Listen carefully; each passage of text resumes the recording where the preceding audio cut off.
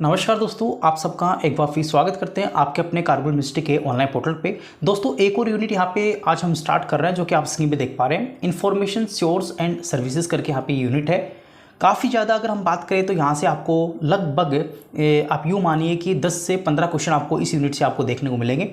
काफ़ी important units हैं, काफ़ी इंपॉर्टेंट फैक्चुअल इन्फॉर्मेशन भी है और काफ़ी अगर हम कहें कि डायनेमिक ये यूनिट आप कह सकते हो, क्योंकि काफ़ी चीज़ें आपको याद करनी पड़ेगी, काफ़ी चीज़ें फैक्चुअल बेसिस हैं, तो इस प्रकार से आपको कुछ चीज़ समझनी पड़ेगी। चलिए हम शुरू करते हैं आज की इस वीडियोज़ को। आप स्क्रीन पे देख पा रहे हैं राजस्थान हाई कोर्ट लाइब्रेरीज के सिलेबस की अपन चर्चा कर रहे हैं। यहाँ पे आप देख पा रहे हैं राजस्थान हाई कोर्ट लाइब्रेरी भर्ती के जो सिलेबस के कंटेंट्स हैं वो मैंने आपको यहाँ पे दिखा रखे हैं। आप चाहे तो आप देख सकते हो या फिर आप सिलेबस से भी इसको मेंशन कर सकते हो। हालांकि मैंने सिलेबस का ही यहाँ पे सेम कॉपी रखा है। ये अगर आप देखें तो ये डी पोर्शन में आपको सिलेबस दे रखा है, information service source and services करके। इसमें पहला पॉइंट आपके पास में रेफरेंस एंड इंफॉर्मेशन सोर्स करके है, जिसमें ये कंटेंट्स हम इस वीडियोस में पढ़ने वाले हैं। ये सभी कंटेंट्स आपको सीक्वेंसली मिल जाएंगे, तो आप यहाँ पे देख लीजिएगा। चलिए शुरू करते हैं आगे इस वीडियोस को बढ़ाते हुए। सबसे पहले बात करते हैं रेफरेंस सर्विसेज के बारे में। आखिर रेफरेंस सर्विस को हिंदी में संदर्भ सेवा कहते हैं और बेसिकली इसकी डेफिनेशन की बात करें जो कि दो वस्तुओं या फिर तत्वों या फिर पाठ्य सामग्री या पाठक के मध्य जो स्थापित होने वाले रिलेशंस की हम यहाँ पे जो है उसको संदर्भ सेवा कहेंगे। यानी अगर हम बात करें कि ए पाठक है और इधर बी पाठक है, अगर यहाँ पे ए पाठक है बी पाठक से और बी पाठक जो है ए पाठक से किसी ना किसी माध्यम से जो संपर्क रखता है, वो यहाँ पे उसका एक रेफरेंस होगा।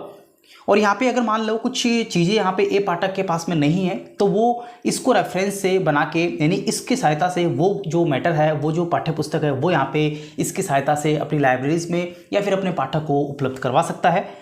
आगे हम बात करते हैं रेफरेंस सर्विसेज के बारे में थोड़ी और चर्चा करें तो रेफरेंस सर्विसेज यहाँ पे सेवा का मुख्य साध्य जो रहेगा वहाँ पे रीडर है, यानी पाठक को सबसे मुख्य सोर्स यहाँ पे इसमें माना है, क्योंकि जो पाठक है उसके लिए ही ये सब चीज़ें की जा रही है। जो भी हमारे पास में लाइब्रेरीज में पाठ्य सामग्री का रेफरेंस सोर्स यहाँ पे पढ़ा जा रहा है, तो वो भी यहाँ पे एक पाठक को ध्यान में रखते हुए यहाँ पे जो जानकारी है, जो चीज़ें हैं वो यहाँ पे पढ़ने को मिल रही हैं। साथ ही पाठक की आवश्यकता को देखते हुए पाठ्य सामग्री के मध्य संबंध स्थापित करना भी एक संदर्भ सेवा है। बेसिकली पाठ्य सामग्री, पाठक और कर्मचारियों के मध्य ये एक त्रिमूर्ति जो कि श्री रंगनाथन के द्वारा ये कहा गया था। तो अगर हम बात करें पाठक को, तो अपने विषय में अधिक से अधिक जानकारी प्राप्त हो सके, तो इसलिए हम यहाँ पे रेफरेंस सर्विसेज का यहाँ पे यूज़ करते हैं। बेसिकली इसकी परिभाषा को काफ़ी जो विद्वान हैं उनके द्वारा यहाँ पे समझाया गया।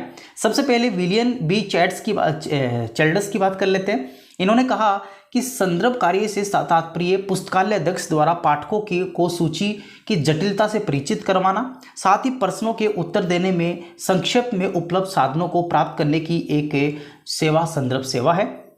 नेक्स्ट हमारे पास में यहाँ पे जेम्स आई वायर जो है उनके द्वारा स्टेटमेंट कहा गया कि अध्ययन एवं अनुसंधान हेतु पुस्तकालय की पाठ्य सामग्री को समझने के लिए दी गई प्रत्यक्ष सहानुभूति और अनौपचारिक व्यक्तिगत सहायता को यहाँ पे संदर्भ सेवा कहेंगे। नेक्स्ट यहाँ पे हमारे पास में ALA glossary of library terms के अकॉर्डिंग यहाँ पे दे रखी है, तो ये ज़्यादा इंपॉर्टेंट नहीं है। आगे बात करते हैं लुइस शेयर्स के द्वारा जो कहा गया स्टेटमेंट, इन्होंने कहा अपने कथन में कि पुस्तकालय में संदर्भ सेवा आर्मी में गुप्तचर की तरह यहाँ पे कार्य करती है। साथ ही इन्होंने ये भी कहा कि पुस्तकालय सेवा जो है या फिर पुस्तकालय में संदर्भ सेवा का वही महत्व है जो यहाँ पे बुद्धिमत्ता का आर्मी में है। तो ये स्टेटमेंट में इनके द्वारा कहा गया। नेक्स्ट इन्होंने कहा, एक वैज्ञानिक और थे जिन्होंने यहाँ पे स्टेटमेंट कहा, उसकी बात कर लेते हैं। नेक्स्ट हमारे पास में बेनार्ड हैं जो कि संस्था का केंद्र बिंदु संदर्भ सेवा होती है, ये इनके द्वारा स्टेटमेंट में कहा गया। विलियम वी केटस के द्वारा कहा गया कि कल्पना का क्रियाशील रूप यहाँ पे संदर्भ सेवा होती है, तो ये भी आप देख सकते हो। तो ये कुछ डेफिनेशंस थी जो कि संदर्भ सेवा के रिगार्डिंग में अनेक विद्वानों ने इसके रेस्पेक्ट में यहाँ पे दी हैं। आगे हम बात करते हैं श्री रंगनाथन के द्वारा जो यहाँ पे डेफिनेशन दी गई है, कुछ जो चीज़ें महत्वपूर्ण बताई गई है वो हम बात कर लेते हैं। श्री रंगनाथन के अकॉर्डिंग जो संदर्भ सेवा है वो प्रत्येक पाठक के लिए व्यक्तिगत सेवा के रूप में काम करती है। उसे जो भी दस्तावेज है, जो भी डॉक्यूमेंट्स हैं, खोजने में मदद करना, उसकी रुचि का जवाब देना स्पष्ट रूप से, साथ ही उसकी शीघ्रता से वो पाठ्य सामग्री उपलब्ध करवाना, ये रेफरेंस सर्विस होती है। साथ ही एक पाठक और दस्तावेजों के बीच में व्यक्तिगत संबंध स्टैब्लिश करना। कुल मिला के इसके अंदर आपको एक टर्म्स याद रखनी है, व्यक्तिगत संबंध स्थापित करना एक रेफरेंस सेवा का ही यहाँ पे मूलभूत कॉन्सेप्ट है। सही पाठक को सही व्यक्तिगत तरीके से ही किताब प्रदान की जानी चाहिए, ये भी रेफरेंस सेवा में काफ़ी इंपॉर्टेंट यहाँ पे फैक्ट है। आगे हम बात करें, श्री रंगनाथन ने व्यक्तिगत सेवा के माध्यम से उपयुक्त पाठक और उपयुक्त पुस्तक के बीच में ठीक समय पर संपर्क स्थापित करना, साथ ही दूसरे शब्दों में अपन कहें तो व्यक्तिगत सेवा द्वारा पाठक और पुस्तक के बीच में एक संपर्क स्टैब्लिश करना, ये चीज़ें भी यहाँ पे जो है श्री रंगनाथन के द्वारा संदर्भ सेवा की रिगार्डिंग में कही गई थी। आगे हम बात करते हैं, श्री रंगनाथन के द्वारा पुस्तकालय में पुस्तक, पाठक और स्टाफ है, इनके मध्य जो संबंध है वो भी यहाँ पे ट्रिनिटी ऑफ कॉन्सेप्ट के रूप में समझाया गया था। आगे हम बात करते हैं, यहाँ पे रेफरेंस सर्विसेज जो है हमारे पास में, उसकी कुछ मुख्य जो विशेषताएं हैं, लगभग अगर हम बात करें तो हमारे पास में 6 कुछ कैरेक्टरिस्टिक्स हैं, कुछ मुख्य विशेषता हैं, टोटल 6। पहली विशेषता यहाँ पे है कि व्यक्तिगत सेवा यहाँ पे रूप में ये काम करती है। दूसरी सेवा यहाँ पे शीघ्र उसको जो उसकी पाठ्य सामग्री है पाठक को उसको प्रदान करना होता है। अन्य इन्होंने यहाँ पे कहा कि सही समय पर सही पाठ्य सामग्री उपलब्ध करवाना भी संदर्भ सेवा का एक बहुत बड़ी विशेषता है। साथ ही सभी पाठक को समान रूप से रखना, ये भी एक संदर्भ सेवा की विशेषता है। आवश्यकता पड़ने पर अन्य पुस्तकालयों से पाठ्य सामग्री का भी उपयोग लेना, ये भी एक संदर्भ सेवा है। साथ ही वर्तमान में सूचना सेवा ही यहाँ पे इंफॉर्मेशन सर्विस को ही यहाँ पे रेफरेंस सर्विस के नाम से जाना जाता है। तो आप कह सकते हो कि हमारे पास में जो रेफरेंस सर्विस है वो हाल ही में, अभी हम बात करें तो सूचना सेवा ही उसको कहते हैं, ठीक है। तो दोनों एक ही टर्म्स यहाँ पे हैं।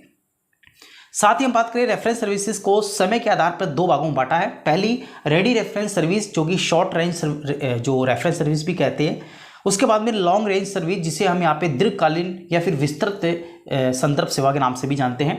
रेडी रेफरेंस सर्विस की बात करें तो यहाँ पे पाठक जो पर्सन पूछता है उसका उत्तर विद इन आधे घंटे के अंदर त्वरित रूप से यहाँ पे उसको मिल जाना चाहिए। जो भी पाठक के द्वारा जो भी पाठक सामग्री उसको चाहिए, तो संदर्भ सेवा का मतलब ये होता है कि इस प्रकार की सेवा जो उसको आधे घंटे में उसकी सामग्री उसको मिल जाए, यानी कि जितना जल्दी हो उसको जो है उसकी सामग्री मिल जाए। जैसे हम एग्जांपल्स लेते हैं तो डिक्शनरी है, अगर उसको मान लो कोई भी पाठक को कोई चीज़ चाहिए, कुछ चीज़ या फिर आप कहें कि कोई टॉपिक्स के बारे में उसको स्टडी करनी है, उस टॉपिक्स को समझना है, या फिर कोई मीनिंग उसको सेंटेंस की नहीं आ रही, तो वो डिक्शनरी की हेल्प ले सकता है, गजेटियर की हेल्प ले सकता है, एनसाइक्लोपीडिया की हेल्प ले सकता है, डायरेक्टरी की हेल्प ले सकता है, हैंडबुक है, ईयरली है, रेफरेंस बुक है, साथ ही एटलस है, उसके बाद मैन्यूस्क्रिप्ट्स हैं।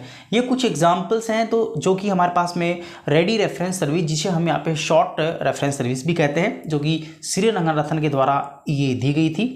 यानी कि कुल मिला के जो भी क्वेश्चन यहाँ पे पाठक के द्वारा पूछा जाता है उसका यहाँ पे पुस्तकालय अध्यक्ष के द्वारा आधे घंटे की भीतर भी त्वरित रूप से उसका आंसर मिल जाए, तो इसको आपको यहाँ पे जो है रेडी रेफरेंस सर्विस कहेंगे।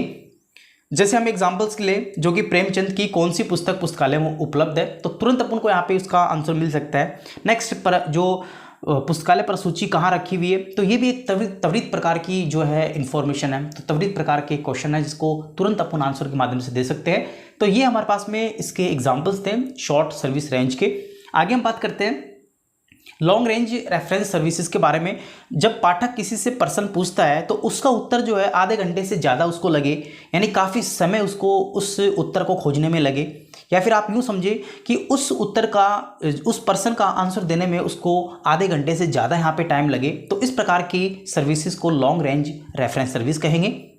बेसिकली इसमें हम पुस्तक यूज़ कर सकते हैं उत्तर को खोजने में। शोध पुस्तिकाएँ यहाँ पे हो सकती हैं, पत्र पत्रिकाएँ हो सकती हैं, कुछ पैम्पलेट्स हो सकते हैं, इंडेक्स हो सकती हैं, एब्स्ट्रैक्ट हो सकते हैं, अप्रकाशित प्रलेख, स्टैंडर्ड्स हो सकते हैं। तो इस प्रकार से इसके कुछ एग्जाम्पल्स हैं। अगर एग्जाम्पल्स को लेके हम बात करें तो जैसे प्रदूषण का मस्तिष्क पर प्रभाव, जिस प्रकार से आप देखते हैं कि पॉल्यूशन जो है हमारे मस्तिष्क को तुरंत यहाँ पे जो है इफेक्ट नहीं करता, काफ़ी समय लगता है। ऐसे दूसरे एग्जाम्पल्स की बात करें तो नेहरू काल से मोदी काल तक भारत जापान के संबंध क्या रहे, तो ये भी आपको देख पा रहे हैं कि इसमें भी इसके उत्तर देने के लिए आपको लगभग आधा घंटे से ज़्यादा लगेगा, काफ़ी समय लगेगा।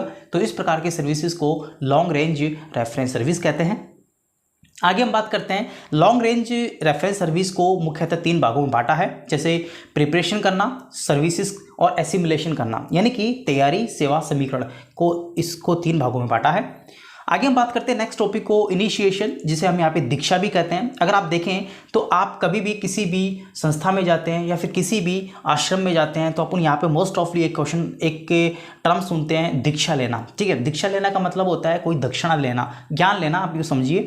तो शाब्दिक अर्थों में अगर हम बात करें इसकी, तो वस्तु का परिचय करवाना। यानी अगर आप लाइब्रेरीज में आ रहे हैं, आप नए हैं, तो आपको लाइब्रेरीज के बारे में परिचय देना कि लाइब्रेरीज में किस प्रकार की बुक्स हैं, उन बुक्स का क्या महत्व है और कौन सी बुक्स कहाँ रखी हुई है। सिंपली आपको काफ़ी शॉर्ट एंड स्वीट शब्दों में उसके बारे में परिचय करवाए, इसे यहाँ पे हम इनिशिएशन कहते हैं, यानी कि दीक्षा कहते हैं।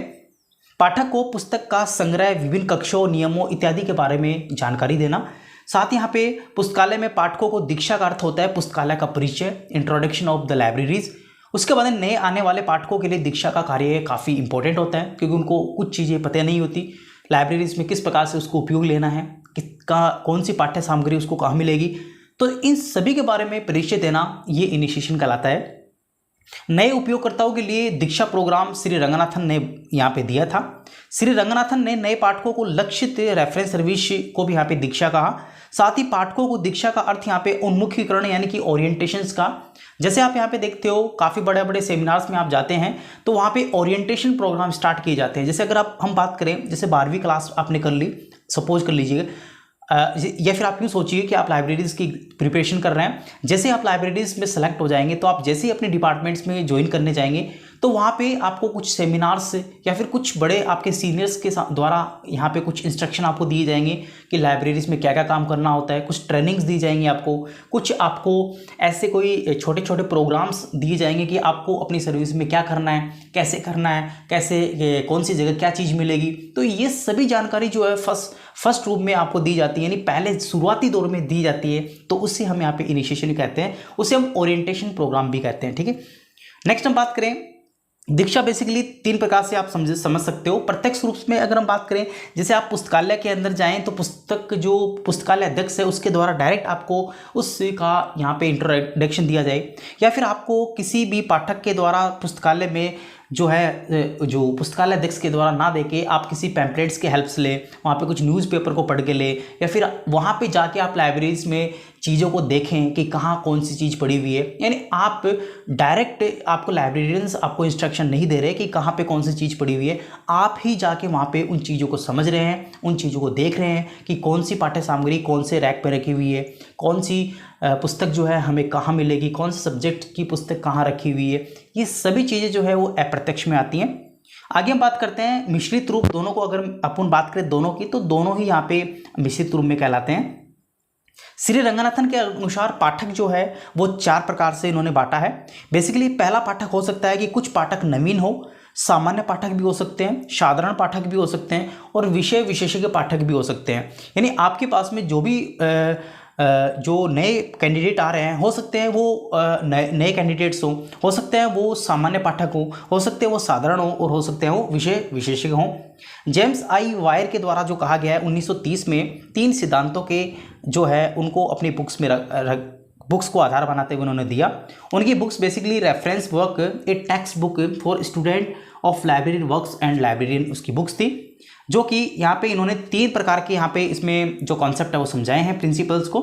पहला प्रिंसिपल कहते हैं कंजर्वेटिव, यानी हमारे पास में जो भी सामग्री है उस सामग्री के बारे में हम उसको सिर्फ एक निर्देश देंगे कि वो, अगर हम यूँ कहें कि आपका लाइब्रेरी में मान लो सिलेक्शन हो गया और आपको यहाँ पे पोस्टिंग जोधपुर मिली है, और आप किसी भी अपने होम टाउन में खड़े हैं, आपको किसी व्यक्ति ने बोला कि आपको जोधपुर के लिए स्टैंड से बस मिल जाएगी, यानी आपको सिंपल सा उसने इतना हिंट दिया है कि आपको स्टेशन जाना है या फिर स्टैंड जाना है, और वहाँ से आपको बस जोधपुर के लिए मिल जाएगी। लेकिन उसके बाद में भी काफ़ी चीज़ें हैं, आपको देखना पड़ेगा कौन सी बस है, कौन सा टाइम है उस बस का, उसमें सीट है कि नहीं, मैं उसमें किस प्रकार से वहाँ पे अपने लगेज करवा सकता हूँ सामान को, यानी आगे जाके भी काफ़ी चीज़ें आपको देखनी पड़ रही है। तो कुल मिला के सिंपल एक छोटा सा इंट्रोडक्शन देना, एक निर्देश देना, वो हमारे पास में कंजर्वेटिव यानी रूढ़िवाद होता है। मॉडरेट का मतलब होता है कि आपको कुछ हद तक हेल्प देना, और लिबरल का मतलब होता है आपको सारी जानकारी देना, यानी आपको जोधपुर भी छोड़ के आ जाएंगे, आपको पोस्टिंग भी करवा के आ जाएंगे, आपकी ट्रेनिंग भी वो ही करवा देंगे, यानी कंप्लीटली आपको हर चीज़ में हेल्प देना। ये आपका जो है वो लिबरलिज्म कहते हैं। आगे हम बात करें कि यहाँ पे इनको अलग अलग भी आप पढ़ सकते हो। बेसिकली हम आपको इतना याद रखना है कि हमारे पास जेम्स आई वायर के द्वारा 3 कॉन्सेप्ट दिए गए थे। पहला कॉन्सेप्ट यहाँ पे रूढ़िवाद, मध्यम और उदारवाद, इनके द्वारा 3 कॉन्सेप्ट दिए गए थे। तीनों को मैंने समझा दिया है, आप इनको और देख सकते हैं। सैमुअल स्वीट ग्रीन के द्वारा जो रेफरेंस सर्विस के बारे में कहा गया, बेसिकली जो ये साइंटिस्ट, ये जो विद्वान हैं, इनको यहाँ पे जो संदर्भ कार्य है के जनक भी कहे जाते हैं, यानी फादर ऑफ रेफरेंस वर्क जो है सैमुअल स्वीट ग्रीन को कहा गया है। हालांकि इन्होंने 1876 में लाइब्रेरी जर्नल्स में प्रकाशित उनका लेख लाइब्रेरियन और पाठकों के बीच में व्यक्तिगत संबंध बहुत काफ़ी लोकप्रिय हुआ। तो उसी को आधार बनाते हुए अमेरिका सार्वजनिक पुस्तकालय के आंदोलन में काफ़ी अग्रणी इन्होंने काम भी किया। तो उसी प्रकार से इन्होंने यहाँ पे इनको फादर ऑफ रेफरेंस वर्क के नाम से जाना जाता है। सैमुअल स्वीट ग्रीन इनका नाम है। सैमुअल रॉथिस्टन की बात करें, काफ़ी पहुँचे ये वैज्ञानिक हैं। सैमुअल रॉथिस्टन की बात करें तो संदर्भ सेवा सूचना की खोज में व्यक्तिगत पाठकों की पुस्तकालय द्वारा दी गई व्यक्तिगत सहायता है। 1960 में इन्होंने भी यहाँ पे 3 प्रिंसिपल्स को समझाया। पहला प्रिंसिपल मिनिमम, मध्यम, अधिकतम।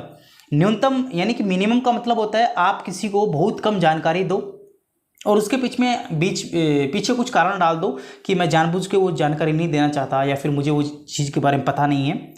मध्यम का मतलब होता है कि आपको दिशा निर्देश दे दो। अधिकतम का मतलब होता है सब प्रकार की जानकारी आप उसको प्रोवाइड करना। मार्गरेट हचिंग्स ने जो कॉन्सेप्ट दिया है, पुस्तकालय के भीतर किसी भी उद्देश्य के लिए जानकारी की तलाश में व्यक्तिगत प्रत्यक्ष और व्यक्तिगत सहायता और विभिन्न पुस्तकालय गतिविधियों को शामिल करना है। आगे बात करते हैं तो इनका संबंध रेफरेंस इंटरव्यू से भी, ये भी ध्यान रखना। विलियम कार्ट्स के बारे में हम बात करें तो इन्होंने यहाँ पे चयन अधिग्रहण पुस्तकालय स्टॉक में रख रखाव को लेके संदर्भ पुस्तकालयों के बारे में इन्होंने इंगित किया।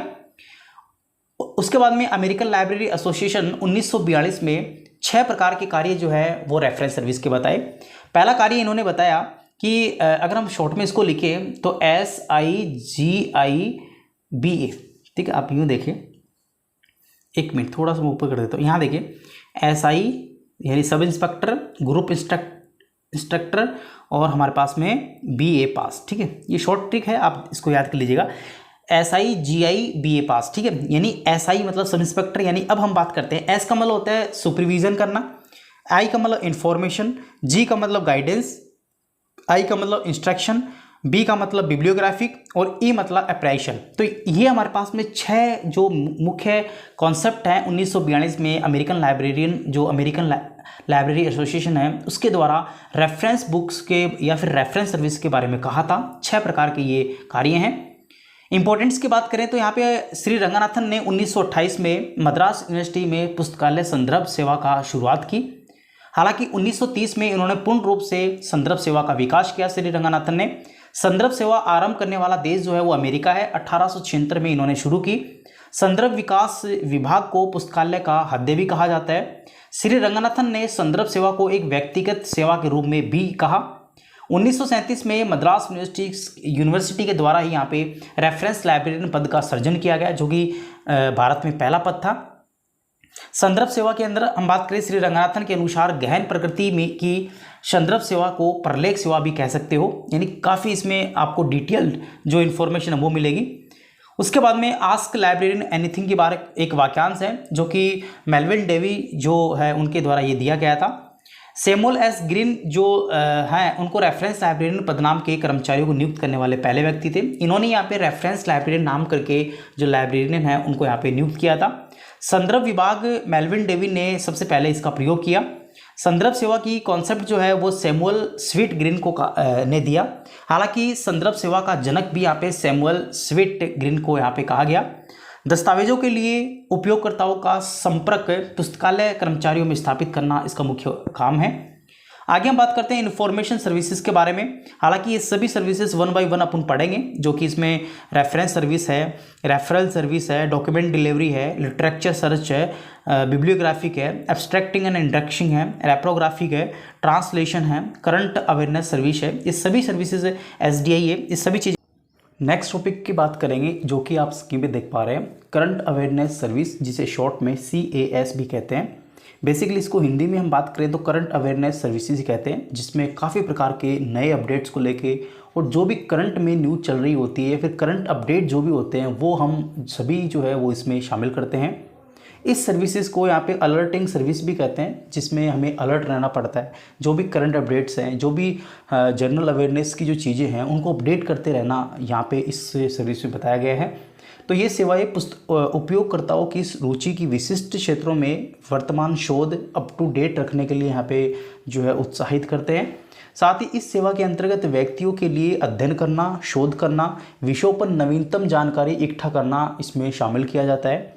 यानी जो भी हमारे पास में जानकारी होगी, जो भी हमारे पास इन्फॉर्मेशन होगी, वो करंट और नवीनतम होगी। इसमें किसी भी प्रकार की पुरानी अपडेट्स आपको नहीं मिलेगी, करंट चीज़ें आपको इसके अंदर देखने को मिलेंगी। उसके बाद में उसकी आवश्यकता को लेके हम बात करें तो बेसिकली इसकी आवश्यकता विशिष्ट विषय को लेके और अन्य जो विस्तृत विषय हैं उनको लेके जो नवीन जानकारी प्राप्त करना है उसको लेके इसकी में बात कही गई है। अगर हम बात करें उन पत्रिकाओं और उन मैगजीन्स की जिसमें हमें कई प्रकार से नवीन जानकारी मिलती है, जैसे कोई करंट अपडेट्स हैं, करंट न्यूज़ है, इस प्रकार की न्यूज़पेपर है, कोई जर्नल्स हैं, कोई रिसर्च जर्नल है, तो इस प्रकार के अपडेट जो हैं हमको नवीनतम जानकारी प्राप्त करने में काफ़ी सहायक होते हैं। उसके बाद हम बात करें तो CAS most awfully up to date इसको आप कह सकते हो। ऐसी सर्विस है जिसमें विशिष्ट विषय पर नवीनतम जानकारी प्राप्त करना इसके अंदर यहाँ पे देखा जाता है। साथ ही इसकी आवश्यकताओं को हम बात करें तो शोधकर्ता का समय भी इसमें बचता है, क्योंकि काफ़ी प्रकार की जो रिसर्च हैं वो करंट अपडेट्स होती हैं, तो हमें करंट में जो न्यूज़पेपर में है या फिर अनेक प्रकार की जो पत्र पत्रिका है वहाँ से जानकारी लेने में काफ़ी सहायक होते हैं, जिससे हमारा समय भी बचता है और कोई स्पेशल कोई रेफरेंस बुक्स लेने की आवश्यकता उसमें नहीं होती। उसके बाद में उपयोगकर्ताओं की सूचना है उसकी आवश्यकताओं की पूर्ति भी हो जाती है। जैसे मान लो हमारे पास में कोई करंट से लेके कोई सूचना अपन को चाहिए, तो करंट में आती रहती है, तो वो चीज़ें हमें जल्दी भी मिल जाती है, तो उसकी जो आवश्यकता है वो हमारे लिए पूरी हो जाती है। उसके बाद में इस प्रकार की इन्फॉर्मेशंस को अप टू डेट रखा जाता है, यानी कि जो भी जानकारी होगी वो करंट होगी, अप टू डेट होगी, उसमें किसी भी प्रकार का जो ओल्ड वर्जन है वो अपन को देखने को नहीं मिलता। इसके लेवल को लेके हम बात करें, बेसिकली CAS जो है करंट अवेयरनेस सर्विस जो है वो 3 लेवल्स में इसको बांटा गया है, जिसपे पहला इंटरनेशनल है, उसके बाद नेशनल है और उसके बाद लोकल है। तो 3 प्रकार से 3 लेवल्स में इसको बांटा जाता है। अब हम बात करते हैं कुछ सोर्स को लेके, जो कि यहाँ पे CAS के मुख्य सोर्स है। यहाँ से आपको एग्जाम्स में क्वेश्चन देखने को मिलेगा। अगर बेसिकली इसकी सोर्स की बात करूँ या फिर आप यूँ समझे इसकी सर्विसेज से, या फिर आप कह सकते हो उसके एग्जांपल्स, तो हम बात करते हैं सबसे पहले जो CAS सर्विस है वो यहाँ पे रूटिंग ऑफ द पीरियडिकल्स, यानी रोजाना के जो रूटीन है हमारा, तो उसके अंदर जो भी पीरियडिकल्स हम पढ़ने को मिलते हैं वो भी यहाँ पे CAS के एग्जाम्पल्स होते हैं। उसके बाद में आप कह सकते हो कंटेंट बाय जर्नल, जो भी जर्नल के द्वारा जो कंटेंट रिलीज़ किए जाते हैं। उसके बाद में रिसर्च इन प्रोग्रेस बुलेटिन जो होते हैं, जो भी न्यू रिसर्च होती है तो उसके ऊपर कुछ बुलेटिन्स यहाँ पे जारी किए जाते हैं। उसके अंदर करंट अवेयरनेस लिस्ट होती है, जिसे करंट GK भी आप कह सकते हो। न्यूज़पेपर की क्लिपिंग सर्विसेज होती हैं, यानी कि उसकी कटिंग जो होती है। उसके बाद में डिस्प्ले ऑफ न्यू अराइवल, जो भी आपके पास में नई चीज़ें आई हैं उनको डिस्प्ले करना, उनको दिखाना, उनको प्रदर्शित करना, ये चीज़ें भी इसमें शामिल होती हैं। नोटिफिकेशन की बात करें तो जैसे कोई भी वैकेंसी आती है उसका सबसे पहले नोटिफिकेशन आता है, तो नोटिफिकेशन बिल्कुल करंट होता है, उस पर किसी भी प्रकार की जो है संशोधन संभव नहीं होता, यानी कि वो हमारे लिए नवीनतम जानकारी होती है। करंट कंटेंट्स को लेके जो भी कंटेंट्स होगा वो करंट होगा, उसमें ओल्ड कंटेंट्स नहीं होंगे। तो ये कुछ मेन सोर्स थे CAS के, जो एग्जाम्स में आपको डायरेक्ट पूछ सकते हैं। CAS से एक उदाहरण है जो कि एंटीसिपेटरी सर्विसेज भी आप इसको कह सकते हो। अगर हम बात करें CAS की तो AJ इसको एंटीसिपेटरी सर्विस भी कह सकते हो, हिंदी में इसको अग्रिम सेवा कहते हैं। ऐसी सेवाएं जो मांग के तुरंत यहाँ पे हमें तुरंत प्राप्त हो जाए या फिर अग्रिम हो, ठीक है। समाचार पत्र का कथन सेवा, ये चीज़ें अपन पढ़ चुके हैं ऊपर, तो वहाँ पे आप देख लीजिएगा। उसके बाद नेक्स्ट हम बात करते हैं इसके कारकों को लेके। बेसिकली इसके कारक जो है 3 प्रकार से इसको बांट सकते हैं। पहला करंट अप्रोच, जो भी हमारे पास में अप्रोच होगी वो करंट होगी, यानी उसमें जो भी हमारे पास में कलेक्शन होगा वो नवीनतम अप टू डेट होगा। कंटिन्यूस नीड की बात करें, जैसे भी हमारे पास में पाठक है या फिर रीडर है तो उसको उस जानकारी की कंटिन्यूस नीड होती है। जैसे न्यूज़पेपर कोई पढ़ रहा है तो उसको रोजाना का न्यूज़पेपर चाहिए, पुराना न्यूज़पेपर नहीं चाहिए, तो ये कंटिन्यूस उसकी नीड है। उसके बाद में डायरेक्ट डिमांड्स, अगर हम बात करें इस प्रकार के जो कंटेंट्स हैं, इस प्रकार के जो इस प्रकार के जो पाठ्य सामग्री है, उनकी डिमांड भी यहाँ पे डायरेक्ट होती है कि डायरेक्ट आपको जो पाठक है वो पढ़ना चाहता है, डायरेक्ट आपसे कनेक्ट होना चाहता है इसके माध्यम से। उसके बाद में हम बात करते हैं नेक्स्ट सर्विसेज की, जो कि आप स्क्रीन पे देख पा रहे हैं SDI। इसे हम यहाँ पे सेलेक्टिव डिसिमिनेशन ऑफ इन्फॉर्मेशन कहते हैं। इसका पूरा नाम होता है selective dissemination of information, short में अपन इसको SDI के नाम से जानते हैं। बेसिकली एचपी लोहान ने 1958 में इसको सबसे पहले यहाँ पे विकास किया, इसका विकसित किया।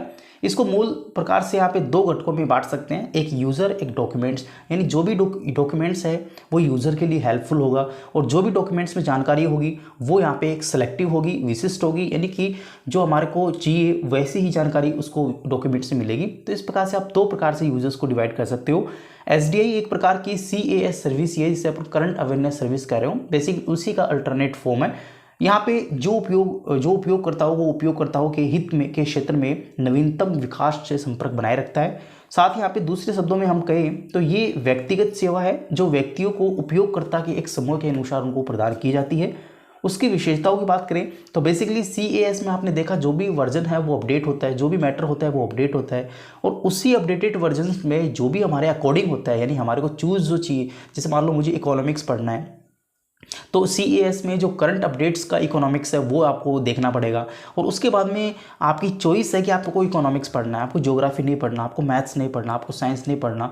तो इस प्रकार के सेलेक्टिव जो इन्फॉर्मेशन है वो आपको वहाँ से मिल सके करंट से जुड़ी हुई। तो प्रकाशित जानकारी के संबंध में आप कह सकते हो वर्तमान सूचना का स्रोत संगठन के भीतर और बाहर दोनों जगह उपलब्ध हो सकता है। कंप्यूटरीकृत सहायक श्रेणी में भी इसको आप रख सकते हो। उसके बाद में हमारे पास में है एसडीआई प्रत्येक के शोधकर्ता विशेषज्ञ में व्यक्तिगत स्तर पर प्रलेखों की सूचना प्राप्त की जाती है, ताकि यहाँ पे वांछित सूचना यहाँ पे हमें मिल सके, जो भी हमें चाहिए वो सूचना हमें मिल सके।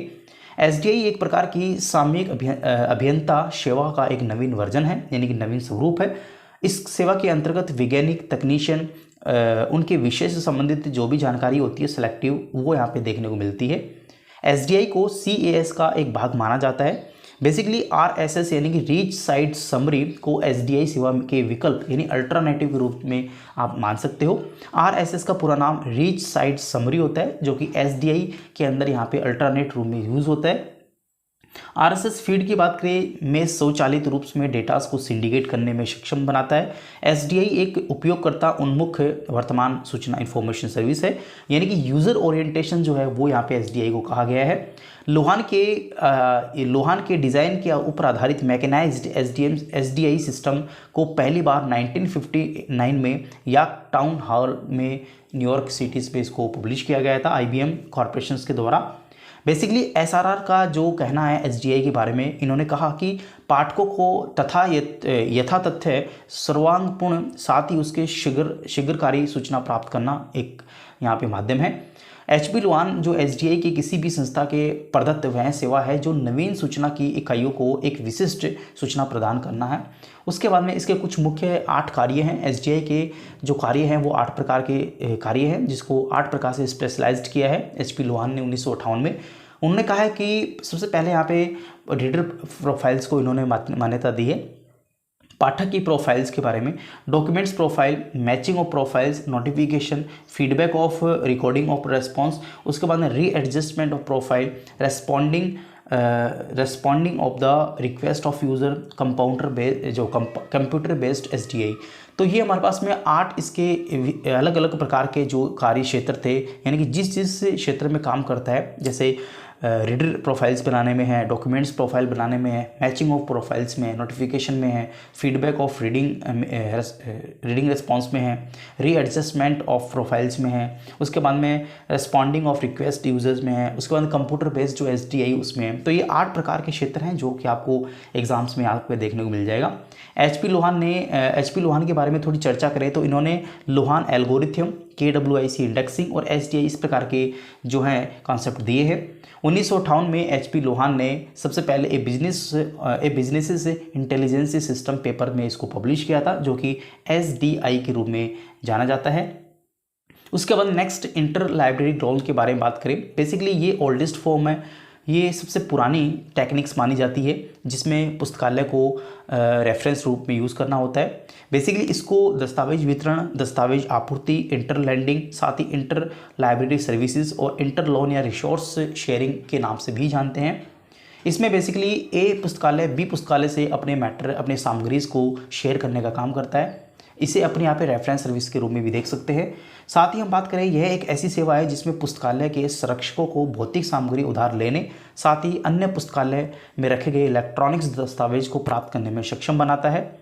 बेसिकली इस प्रकार की सेवा को यूनिक के एलिमेंट्स ऑफ कलेक्शन डेवलपमेंट्स के रूप में भी आप देख सकते हैं। Next, process of inter libraries की बात करें, जैसा मैंने आपको बताया, ए लाइब्रेरीज बी लाइब्रेरीज से पाठ्य सामग्री की खाद्यों और जो उधार है वो ले सकती है। फिजिकल इलेक्ट्रॉनिक्स इस प्रकार के हार्ड कॉपीज़ है, सॉफ्ट कॉपीज़ इसमें ले सकता है। रेफरल सर्विस के बारे में हम बात करें तो बेसिकली ये एक्सटेंशन ऑफ रेफरेंस सर्विस का एक एग्जांपल्स है, जिसमें एक सेवा जो पाठक को सूचना के संभावित स्रोत के लिए निर्देशित करते हैं, साथ ही उसे रेफरल सर्विस भी कहते हैं। यानी कि किसी भी पाठक को अगर कोई सामग्री चाहिए तो कोई भी व्यक्ति के द्वारा उसको एक रेफरेंस दिया जाता है कि आपको उस लाइब्रेरी में चले जाओ, वहाँ पे आपको ये मैटर मिल जाएगा, या फिर वहाँ दूसरी लाइब्रेरीज़ का हवाला दिया जाता है कि वहाँ पे आप चले जाओ, इस प्रकार के रेफरेंस रिसोर्सेज हैं वो आपको वहाँ पे मिल जाएंगे। तो इस प्रकार की सर्विसेज को रेफरल सर्विस कह सकते हो। साथ ही रेफरल सर्विस आधुनिक संदर्भ पुस्तकालयों के कार्यों में एक रेफरल सेवा प्रदान करना भी इसका मुख्य उद्देश्य था। इनमें पाठकों को प्रलेख प्रस्तुत करना, प्रलेख अंकित करना, इस प्रकार का कार्य इसमें नहीं होता है। हालांकि इसमें बताया जाता है कि ये जो चीज़ें हैं वो यहाँ पे कैसे मिलेंगी और कहाँ मिलेंगी, ये चीज़ें इसमें जो है वो बताई जाती है। डॉक्यूमेंट डिलीवरी सर्विस के बारे में बात करें, दस्तावेज वितरण सेवा इसको हिंदी में कहते हैं। बेसिकली इसको शॉर्ट में आप DDS कह सकते हो। इसको हम डॉक्यूमेंट सप्लाई सर्विस के नाम से भी जानते हैं। बेसिकली उपयोगकर्ता की मांग पर दस्तावेज की आपूर्ति के रूप में, जैसे मूल दस्तावेज है, प्रिंटेड दस्तावेज है, प्रतिलिपि है, इलेक्ट्रॉनिक्स है, इस प्रकार के दस्तावेज को उपयोगकर्ता की मांग पर प्रदान किए जाते हैं। CAPS यहाँ पे एक टर्म्स है जो आपको यहाँ पे देखने को मिलती है। बेसिकली CAPS का पूरा नाम content abstract and photocopy service कह सकते हो। ये बेसिकली निस्केयर के द्वारा डेवलप की गई थी, जो कि डॉक्यूमेंट डिलीवरी सर्विस से संबंधित है। DDS सभी प्रकार के एक्सेस सेवाओं का एक समापन, एक एंडिंग पॉइंट्स है, जो कि CAS indexing, abstracting service, literatures search service इत्यादि इसमें शामिल होते हैं। DDC सबसे महत्वपूर्ण सेवाओं में से एक है, क्योंकि अन्य सेवाओं का मूल्य और महत्व सीधे इस सेवा की दक्षता पर निर्भर करता है। कुछ एग्जांपल्स को लेकर हम बात करें, जैसे आप कह सकते हो कि किसी उपयोगकर्ता करंट अवेयरनेस सर्विस का अलर्ट किया गया है, तो उसे सेवा से सूचीबद्ध मूल दस्तावेज की आवश्यकता होती है, और अगर वो दस्तावेज उसको नहीं मिलता तो उसके लिए वो सेवा कोई भी महत्व नहीं रखती। तो इस प्रकार से हमारे पास में पाठक जो है उसको उस प्रकार की सेवा सामग्री भी चाहिए जो उसकी डिमांड होती है, उसके अकॉर्डिंग ही हमारे को लाइब्रेरीज में काम करना चाहिए। कुछ इंपॉर्टेंट फैक्ट्स हैं, उसको लेकर हम बात कर लेते हैं। डॉक्यूमेंटेशंस जो है वो सबसे पहले पॉल आउटलेट्स के द्वारा 1903 में दिया गया था। हालांकि इनकी बुक्स जो है वो 1934 में ट्रेड टू डॉक्यूमेंट्स के नाम से जानी जाती है। लिब्रामेट्री की बात करें, बेसिकली ये श्री रंगनाथन के द्वारा 1948 में दिया गया था। इंफॉर्मेशन रिट्राइवल सिस्टम जो है वो कैल्विन मूर के द्वारा 1950 में दिया गया था। SDI HP लोहान के द्वारा 1958 में दिया गया था। उसके बाद इंपॉर्टेंट डेफिनेशंस को लेकर बात करें तो विलियम कार्ट्स जो है उन्होंने संदर्भ सेवा को प्रत्यक्ष और अप्रत्यक्ष दो श्रेणी में बांटा है। श्री रंगनाथन सही व्यक्तिगत तरीके से सही पाठक को सही पुस्तक प्रदान करना है। उसके बाद में ग्रिंज आस्पिन्स की बात करें, जो कि अपने उपयोगकर्ताओं को न्यूनतम संभव लागत पर सभी सूचनाओं की आपूर्ति करना है। साथ ही मार्गेट हैचिंग्स की बात करें, किसी भी उद्देश्य के लिए सूचना की तलाश में व्यक्ति को पुस्तकालय के भीतर प्रत्यक्ष व्यक्तिगत सहायता प्रदान करना है। उसके बाद में हम बात करते हैं नेक्स्ट, आस्क ए लाइब्रेरियन। आस्क ए लाइब्रेरियन का मतलब होता है ऑनलाइन रेफरेंस सर्विसेज से एक मुफ्त ऑनलाइन संदर्भ सेवा है, जो कि लाइव चैट्स के रूप में भी आप इसको देखते हो। डिजिटल संदर्भ सेवा के माध्यम से पेश किया जाता है, जिसे आस्क योर लाइब्रेरीज भी कहते हैं। रेफरेंस लाइब्रेरियन की बात करें, सबसे पहले ये हमारे भारत में मद्रास यूनिवर्सिटीज़ में इसको स्टार्ट किया गया था सैमुअल एस ग्रीन के द्वारा। सबसे पहले संदर्भ सेवा के महत्व को अपना आलेख बनाना, तो सभी लोगों की आवश्यकता अनुभव को देखते हुए यहाँ पे इसको लिया गया। सबसे पहले यहाँ पे श्री रंगनाथन के द्वारा इसको मद्रास यूनिवर्सिटीज़ में 1930 में लागू किया गया था। इसका मुख्य उद्देश्य जो है वो यहाँ पे जो भी पुस्तकालय अध्यक्ष है उसको रेफरेंस रूप में बनाना है। साथ ही यहाँ पे सबसे पहले जो है G.H. शेरा ने सबसे पहले एक स्टेटमेंट कहा, जो कि संदर्भ पुस्तकालय अध्यक्ष में मानवीय और प्रकाशित सामग्री बीच में एक उपयुक्त मध्यस्थता बनानी है। यहाँ पे श्री रंगनाथन के द्वारा संदर्भ कार्य संदर्भ सहायकों की सहायता से आरंभ करना, ये इस तरह जो है श्री रंगनाथन को जाता है। 1937 में संदर्भ पुस्तकालय अध्यक्ष पद की विधि स्थापना कार्य करने में भी सफल रहे। साथ ही क्वालिफिकेशन ऑफ रेफरेंस लाइब्रेरियंस की बात करें, व्यक्तिगत योग्यता, शैक्षणिक योग्यता, प्रशासकीय योग्यता इत्यादि इसमें बताई गई है। कुछ क्वालिटीज़ रेफरेंस लाइब्रेरीज की बात कर लेते हैं। सबसे पहले क्वालिटीज़ इसमें होनी चाहिए, 4 प्रकार की क्वालिटीज़ इसमें देखी गई है।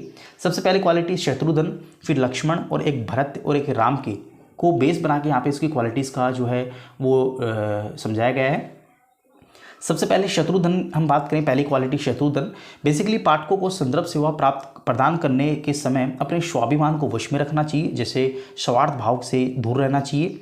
लक्ष्मण की हम बात करें तो लक्ष्मण के जो गुण यहाँ पे रखे गए हैं, पाठकों को निष्काम भाव से प्रभावी सेवा प्रदान करनी चाहिए और उसे सेवा को बदले किसी भी प्रकार के पुरस्कार अवार्ड की आवश्यकता की इच्छा नहीं करनी चाहिए।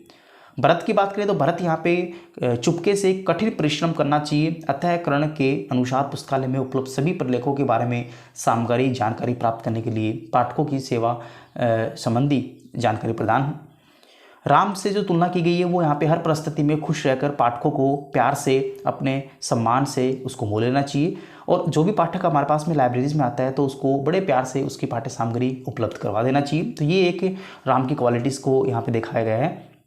कुछ इंपॉर्टेंट फैक्ट्स हैं जो कि क्वेश्चन पॉइंट्स सबसे पहले किसको डिनोट करता है। Question point basically virtual reference service को दिखाता है, जो कि OCLC द्वारा संचालित एक डिजिटल रेफरेंस लाइब्रेरी है। उसके बाद में यहाँ पे हम बात करते हैं नेक्स्ट ट्रांसलेशन सर्विस को लेके। बेसिकली ट्रांसलेशन सर्विस का मतलब होता है जो भी हमारे पास में जिस भाषा में हमको मैटर चाहिए, पाठ्य सामग्री चाहिए या फिर सूचना चाहिए, वो यहाँ पे ट्रांसलेशन सर्विस के द्वारा प्राप्त की जा सकती है। उसके बाद में रेफरेंस रिसोर्स की बात करें, बेसिकली रेफरेंस रिसोर्स जो है वो यहाँ पे बिब्लियोग्राफिक ग्रंथ सूची भी आप उसको कह सकते हो। ग्रंथ सूची कुछ मानदंडों के आधार पर विशेष उद्देश्य के लिए तैयार किए जाते हैं। दस्तावेजों की एक प्रमाणीगत सूची है जो कि व्यवस्थित रूप से आपको देखने को मिलती है। बिब्लियोग्राफी बिब्लियोन से ग्रीक भाषा में इसको लिया गया है। जब फ्रांस में 18वीं शताब्दी के पुस्तक अधिग्रहण की नई लहर यहाँ पे उद्भव हुई थी तो वहाँ पे बिब्लियोग्राफी, जिसका अर्थ यहाँ पे पुस्तक लिखना है, हालांकि इसको बदल के अब यहाँ पे पुस्तकों के बारे में लिखना इसको कर दिया गया है। फादर ऑफ बिब्लियोग्राफी सर्विस की हम बात करें, जो कि फादर कहलाते हैं बिब्लियोग्राफी के, उनको यहाँ पे कोनार्ड गिस्नर इसको कहते हैं। इनको यहाँ पे फादर कहा जाता है बिब्लियोग्राफी के, कोनार्ड गिस्नर को। परिभाषा की बात करें, यहाँ पे सबसे पहले परिभाषा यहाँ पे श्री रंगनाथन के द्वारा दिया गया है कि उन दस्तावेजों की एक सूची है जो कुछ मुख्य उद्देश्य के लिए यहाँ पे यूज़ किए जाते हैं। उसके बाद और भी डेफिनेशन है, ये ज़्यादा इंपॉर्टेंट नहीं है। उसके बाद में हम Louis Jacob de Saint Charles के बारे में पढ़ते हैं। बेसिकली ये वह व्यक्ति हैं जिन्होंने ग्रंथ सूची परिभाषा में ग्रंथ सूची का इस्तेमाल सबसे पहले किया। इन्होंने जो टाइप्स ऑफ बिब्लियोग्राफी है, सबसे पहले राष्ट्रीय बिब्लियोग्राफी, उसके बाद में विषय सब्जेक्ट बिब्लियोग्राफी, फिर ट्रेड बिब्लियोग्राफी, सार्वभौमिक बिब्लियोग्राफी और सांख्यिकी जो हमारे पास में है बिब्लियोग्राफी। ये 5 प्रकार की बिब्लियोग्राफी जो है ये यहाँ पे सबसे पहले पेरेशाना यानी कि जैकोब डी सेंट चार्ल्स के द्वारा दी गई थी। सबसे पहले हम बात करते हैं राष्ट्रीय ग्रंथ सूची के बारे में। बेसिकली इसको नेशनल बिब्लियोग्राफी के नाम से जानते हैं। इसमें अनेक प्रकार की जो पब्लिकेशंस होती हैं जो इंडिया की, वो यहाँ पे समराइज़ की जाती है, लिखी जाती है कौन कौन सी पब्लिकेशन जो है किस समय पे यहाँ पे होगी। उसके बाद में हम बात करते हैं बेसिकली जो नेशनल बिब्लियोग्राफी है वो सीरियल पब्लिकेशंस हैं जो वर्तमान में किसी विशेष देश के प्रकाशकों को सूचीबद्ध करने का कार्य करती है।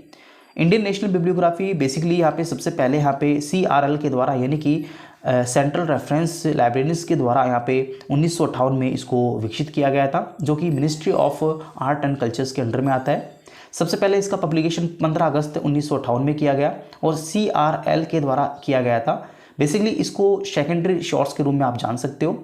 बेसिकली यहाँ पे हम बात करें जो इंडियन नेशनल बिब्लियोग्राफी के फादर है वो BS केशवन को कहा जाता है। तो BS केशवन जो है वो इंडियन नेशनल बिब्लियोग्राफी के फादर भी कहे जाते हैं और सबसे पहले 1958 में CRL के द्वारा इसको इस्टेब्लिशमेंट किया था। INB बेसिकली त्रैमासिक निकाले जाने वाला पहला अंक है जो कि 1964 में इसे मासिक रूप से प्रकाशित किया जा रहा है। लिप्सिस सॉफ्टवेयर और जिस्ट टेक्नोलॉजी का उपयोग जो है तो बेसिकली 2000 से पहली बार कंप्यूटराइज्ड INB लाने में किया जा रहा है।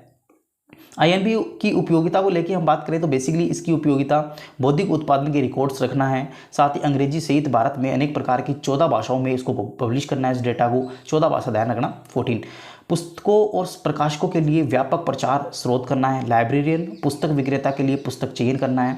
उसके बाद में इंडियन नेशनल बिब्लियोग्राफी जो है वो पुस्तक वितरण अधिनियम 1954 के प्रावधान के अकॉर्डिंग यहाँ पे रखी गई है।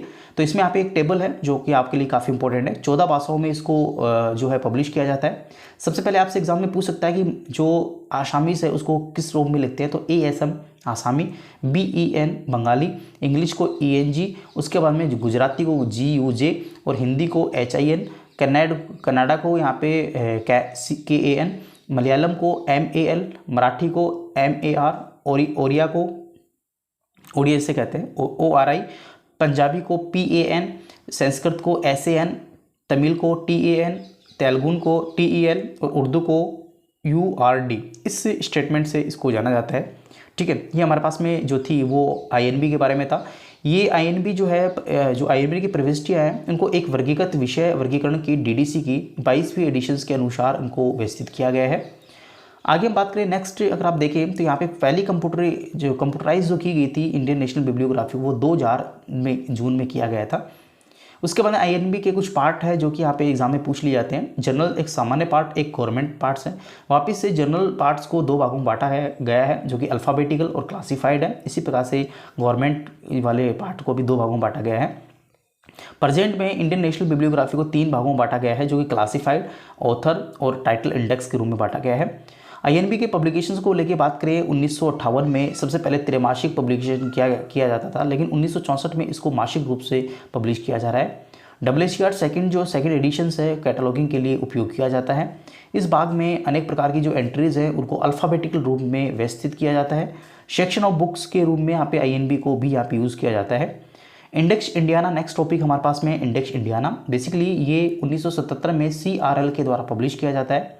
बेसिकली इंडेक्स इंडियाना भारतीय भाषा पत्रिकाओं में दिखाई जाने वाली एक पीरियोडिकल लिटरेचर है का एक आधिकारिक रिपोर्ट है जो कि कलकत्ता CRL के द्वारा पब्लिश किया जाता है। बेसिकली सबसे पहले 1977 में इसको त्रैमासिक पब्लिश किया जाता था, लेकिन 1981 में इसको ईयरली यानी कि सालाना इसको पब्लिश किया जा रहा है। बेसिकली इसको 3 भागों में विभाजित किया गया है जो कि पहला वर्गीकृत भाग है, विषय सूचकांक है और लेखक सूचकांक है। ये 3 भागों में इसको बांटा गया है। DDC प्रणाली के अनुसार वर्गीकृत भाग को वर्गीकृत किया जाता है जो कि 6 भाषाओं में इसको रखा गया है। पहला बंगाली, मराठी, तमिल, गुजराती, हिंदी, मलयालम इत्यादि भाषा में इसको रखा जाता है। उसके बाद में इंडियन सीरियल पब्लिकेशंस का प्रकाशन भी यहाँ पे महत्वपूर्ण जानकारी है जो इसके द्वारा पब्लिश की जाती है। नेक्स्ट हम बात करें BNB के बारे में। ब्रिटिश नेशनल बिब्लियोग्राफी बेसिकली सबसे पहले इसका पब्लिकेशन 4 जनवरी 1950 में AJ बेल्ट्स के द्वारा किया गया जो कि वीकली पब्लिकेशन किया जाता है।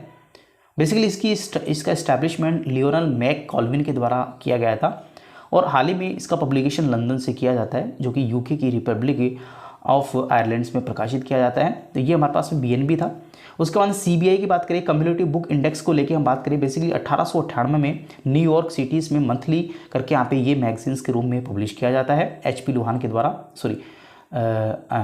SW विल्सन के द्वारा, ठीक है, अंग्रेजी भाषा में, ठीक है। और 1898 से पब्लिश किया जा रहा है न्यूयॉर्क सिटी के अंदर मंथली रूप में, ठीक है। अगर हम बात करें कोई भी पुस्तक को जब तक माना जाएगा यूनेस्को के द्वारा जो कम से कम 50+ इसमें होने चाहिए। नेक्स्ट हमारे पास में नेक्स्ट टॉपिक है सब्जेक्ट बिब्लियोग्राफी यानी कि विषय ग्रंथ सूची के बारे में हम बात करेंगे। बेसिकली इसमें ALA यानी कि अमेरिकन लाइब्रेरी एसोसिएशन के द्वारा एक स्टेटमेंट दिया गया कि एक विषय परक ग्रंथ सूची वह है जो किसी एक विषय पर उपलब्ध करवाई जाती है, सामग्री से संबंधित भले ही वो विषय, व्यक्ति, स्थान, वस्तु हो सकती है। तो यहाँ पे ALA के द्वारा कहना है कि विषय यानी कि किसी भी पर्टिकुलर एक सब्जेक्ट होना चाहिए, पर्टिकुलर कोई व्यक्ति होना चाहिए, पर्टिकुलर कोई स्थान होना चाहिए। उसके लिए यहाँ पे जो ग्रंथ सूची उपलब्ध करवाई जाती है तो वो उसके विषय वस्तु यानी कि आप कह सकते हो उसके विषय से संबंधित होती है। तो इस प्रकार की सूची को, इस प्रकार की ग्रंथ सूची को विषय ग्रंथ सूची आप कह सकते हैं। साथ ही यहाँ पे श्री रंगनाथन के द्वारा भी एक स्टेटमेंट कहा गया है जो कि विषय परक ग्रंथ सूची एक परलेख ग्रंथ सूची है, यानी एक डॉक्यूमेंट्स होते हैं उसमें जो अपेक्षा करते संपूर्ण विषय जगत की सामग्रियों का समावेश करने की बजाय किसी विशिष्ट विषय की सामग्री का समावेश करते हैं जो कि सीमित होता है। तो आप देख सकते हैं यहाँ पे श्री रंगनाथन के द्वारा कहना है कि हमारे पास में जितने भी ग्रंथ सूची है वो एक परलेख के रूप में होते हैं, यानी एक डॉक्यूमेंट्स के रूप में होते हैं जो कि हमारे पास में उस किसी पर्टिकुलर टॉपिक्स के बारे में ही यहाँ पे उस डॉक्यूमेंट्स में जानकारी होती है। आगे हम बात करते हैं कुछ एग्जाम्पल्स को लेके। एग्जाम्पल्स काफ़ी इंपॉर्टेंट है, उसको अपन देख लेते हैं। सबसे पहला एग्जाम्पल्स हमारे पास में इंटरनेशनल बिब्लियोग्राफी ऑफ इकोनॉमिक्स है। देखिए यहाँ पे हम बात करें, जो पर्टिकुलर विषय यहाँ की बात कर रहा है, जो कि इकोनॉमिक्स की बात कर रहा है, इसको यहाँ पे पब्लिश करने के लिए यहाँ पे 1952 में लंदन में इसको पब्लिश किया गया था, जो कि एनुअली यहाँ पे पब्लिश किया जाता है। उसके बाद दूसरा एग्जाम्पल्स है एशियन सोशल साइंस बिब्लियोग्राफी, यानी ये सोशल साइंस की बात कर रहा है, यानी एक पर्टिकुलर सब्जेक्ट्स को ये इंडिकेट कर रहा है, जो कि 1966 से न्यू दिल्ली से इसको विकास पब्लिशिंग हाउसिंग से पब्लिश किया जाता है। नेक्स्ट एज लिब की बात करते हैं, जो कि यहाँ पे आप स्क्रीन में देख पा रहे हैं। बेसिकली एनोटेशंस के साथ साथ अनुशासित वैज्ञानिक और तकनीकी विषयों का मासिक सूची भी आप इसको कह सकते हो, जो कि यहाँ पे लंदन में 1935 से एजलिव के द्वारा इसको पब्लिश किया जाता है। कुछ यहाँ पे विषय ग्रंथ के बारे में कुछ सीरीज़ है, कुछ श्रेणी हैं, स्टेप्स हैं, उसके ऊपर बात कर लेते हैं। बेसिकली ग्रंथ सूची जो विषय से संबंधित होती है उसको 4 सूची में बांटा जाता है, यानी कि 4 श्रेणियों में रखा जाता है। सबसे पहले श्रेणी रेफरेंस बिब्लियोग्राफी है, जो कि आप देख पा रहे हैं। दूसरी रीडिंग लिस्ट है और तीसरी सब्जेक्ट इंडेक्स है, और उसके बाद में बिब्लियोग्राफिक रिव्यूज़ है। तो ये हमारे पास में 4 भागों में विषय ग्रंथ को आप बांट सकते हैं। ये भी आप पढ़ के जाइएगा कि विषय जो ग्रंथ सूची है उसको कितनी श्रेणी में यहाँ पे बांटा गया है। तो 4 ग्रंथ श्रेणियों में इसको बांटा गया है। नेक्स्ट टॉपिक हमारे पास में ट्रेड बिब्लियोग्राफी, यानी कि व्यापार ग्रंथ सूची से संबंधित है। बेसिकली इसमें आप देखेंगे तो इसमें आपको सबसे ज़्यादा व्यापार से संबंधित, वाणिज्य से संबंधित, या फिर आप कह सकते हो कोई ट्रेड से संबंधित जो जानकारी है वो यहाँ पे देखने को मिलती है। क्योंकि हमारे पास में राष्ट्रीय ग्रंथ सूची भी एक काफ़ी प्राचीन, काफ़ी पुराना माना जाता है। यहाँ पे जो ट्रेड बिब्लियोग्राफी है, पुस्तक व्यापारियों जैसे आप कह सकते हो पुस्तक विक्रेता के लिए यहाँ पे हो सकता है। साथ ही आप यहाँ पे कह सकते हो कि एक प्रकाशक के लिए हो सकता है, एक मुद्रक के रूप में, एक पुस्तक वितरक के रूप में, इत्यादि प्रकार के जो प्रकाशित संकलित जो ट्रेड्स हैं वो यहाँ पे इनके द्वारा किए जा सकते हैं। नेक्स्ट हमारे पास में बात करें इसके एग्जांपल्स को लेके। पहला एग्जांपल बुक इन प्रिंट है, यानी कि बुक इन प्रिंट जो है यहाँ पे हमारे पास में 1948 से न्यूयॉर्क सिटी में आर वॉकर के द्वारा एनुअली इसको पब्लिश किया जाता है। काफ़ी इंपॉर्टेंट है, इसको आप एग्जाम में जरूर देख के जाइएगा। उसके बाद में नेक्स्ट हमारे पास एग्जांपल्स हैं पब्लिशर वीकली, यानी कि अमेरिकन बुक पब्लिशर रिकॉर्ड। ये भी यहाँ पे न्यूयॉर्क सिटी से आर वॉकर के द्वारा 1960 से वीकली पब्लिश किया जाता है। ध्यान रखना ये वीकली पब्लिश किया जाता है, लेकिन बुक इन प्रिंट जो है वो एनुअली पब्लिश किया जाता है, हालांकि वो भी न्यूयॉर्क सिटी से ही किया जाता है। नेक्स्ट हमारे पास में इंडियन बुक इन प्रिंट को लेके, यहाँ पे इंडिया नाम आया तो इट मीन्स ये दिल्ली से पब्लिश किया जाता है, और दिल्ली में शेर सिंह इसके एडिटर हैं, और 1955 से इसको पब्लिश किया जा रहा है। बेसिकली इंडियन ब्यूरो ऑफ बिब्लियोग्राफिक्स से यहाँ पे इसको पब्लिश किया जाता है। उसके बाद में इंडियन बुक इंडस्ट्रीज़ को लेके बात करें, ये भी दिल्ली से स्टर्लिंग पब्लिकेशंस के द्वारा 1969 से इसका पब्लिकेशन लगातार किया जा रहा है। नेक्स्ट है ब्रिटिश बुक इन प्रिंट को लेके, जो कि लंदन से वेहिट कोर के द्वारा 1965 से इसको पब्लिश किया जा रहा है।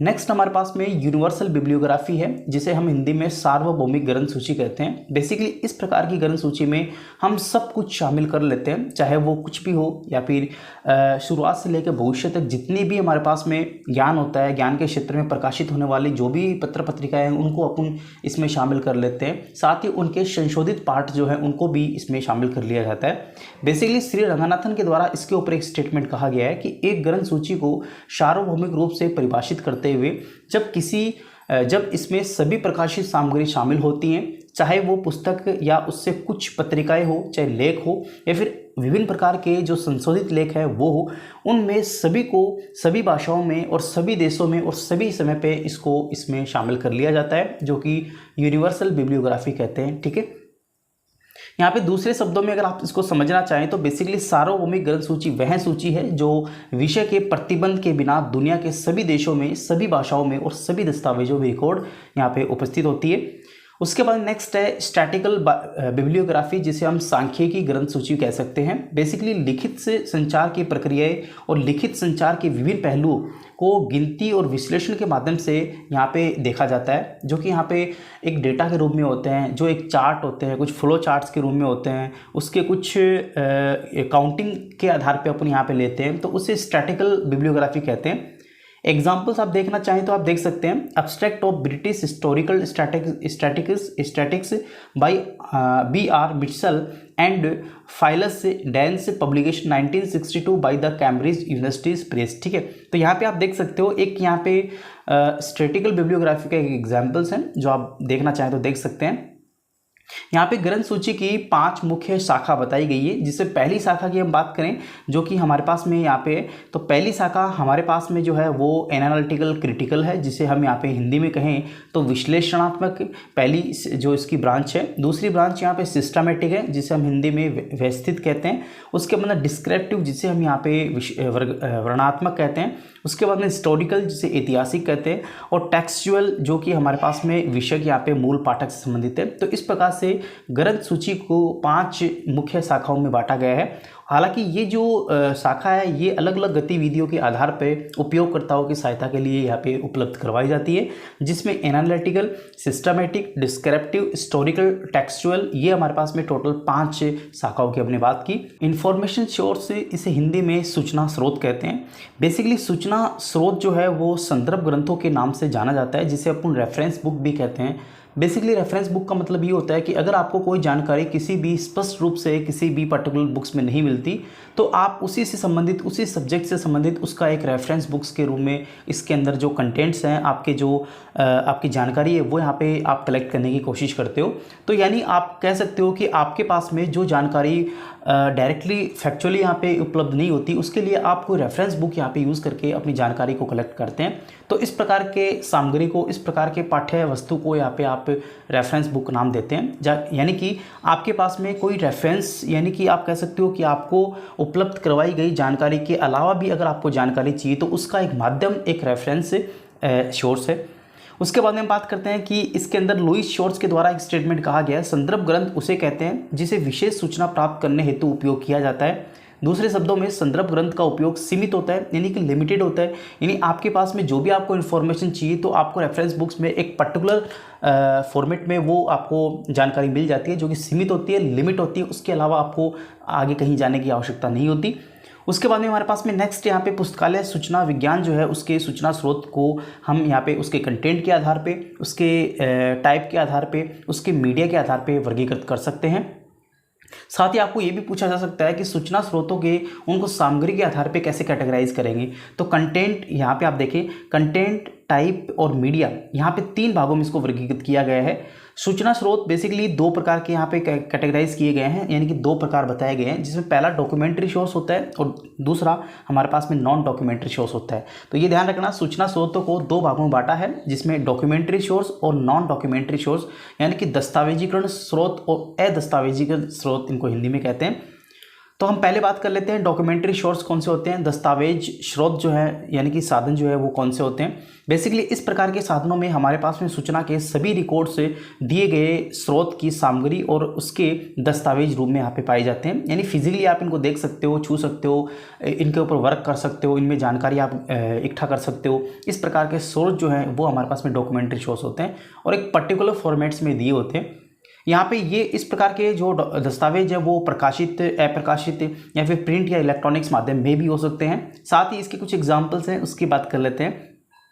सबसे पहले एग्जाम्पल्स की हम बात करें, पुस्तकें हैं, पत्रिकाएं हैं, पांडुलिपियां हैं, वीडियो टेप है, कंप्यूटर फाइल्स हैं, डेटाबेस हैं, पेटेंट है, स्टैंडर्ड्स हैं यानी कि मानक है, CD रोम है, रिकॉर्डिंग है, वॉइस रिकॉर्डिंग है, वीडियो रिकॉर्डिंग है और पीरियडिकल्स है। ये कुछ एग्जाम्पल्स हैं जो डॉक्यूमेंट्री सोर्स के रूप में आप यहाँ पे देखते हो। नेक्स्ट हमारे पास में नॉन डॉक्यूमेंट्री सोर्स है, जो कि यहाँ पे सूचनाओं के गैर दस्तावेजीकरण स्रोत होते हैं। इनमें यहाँ पे कोई भी जानकारी, कोई भी जो आपकी डिटेल होती है वो यहाँ पे दर्ज नहीं होती, क्योंकि ये नॉन प्रिंटेबल है। यहाँ पे इनके एग्जांपल्स आप देखना चाहें तो आप देख सकते हो, मानव संगठन, साथ में प्रिंट मीडिया, मास मीडिया, तकनीक गेटकीपर, सलाहकार, आदर्श कॉलेज, इंटरनेट इत्यादि जो है ये हमारे पास में नॉन डॉक्यूमेंट्री सोर्स के एग्जाम्पल्स हैं। यहाँ पे कुछ कीवर्ड्स हैं, उसके अपन बात कर लेते हैं। तकनीकी गेटकीपर बेसिकली प्रासंगिक विकास के बारे में उपयोगकर्ताओं को सूचित रखने के लिए एक अनौपचारिक तंत्र होता है, यानी आपको इन्फॉर्मली जो इन्फॉर्म करता है, यानी जो इन्फॉर्मल टाइप का जो होता है, जिसमें टेक्नोलॉजी असेसमेंट और एवोल्यूशन मेथड्स भी आप इसके द्वारा करते हो, लेकिन आपका इनफॉर्मल वे होता है, यानी अनौपचारिक रूप से आप करते हो, ठीक है, वो यहाँ पे गेटकीपर होता है। इनविजिबल कॉलेज की बात करें, जिसे अदृश्य कॉलेज भी कहते हैं, बेसिकली प्राकृतिक दर्शन में रुचि रखने वाले व्यक्तियों का समूह है जो है आदर्श कॉलेज में देखा जाता है। ये पहली बार 1972 में डेरिक सोला प्राइस के द्वारा इसका विकास किया गया था।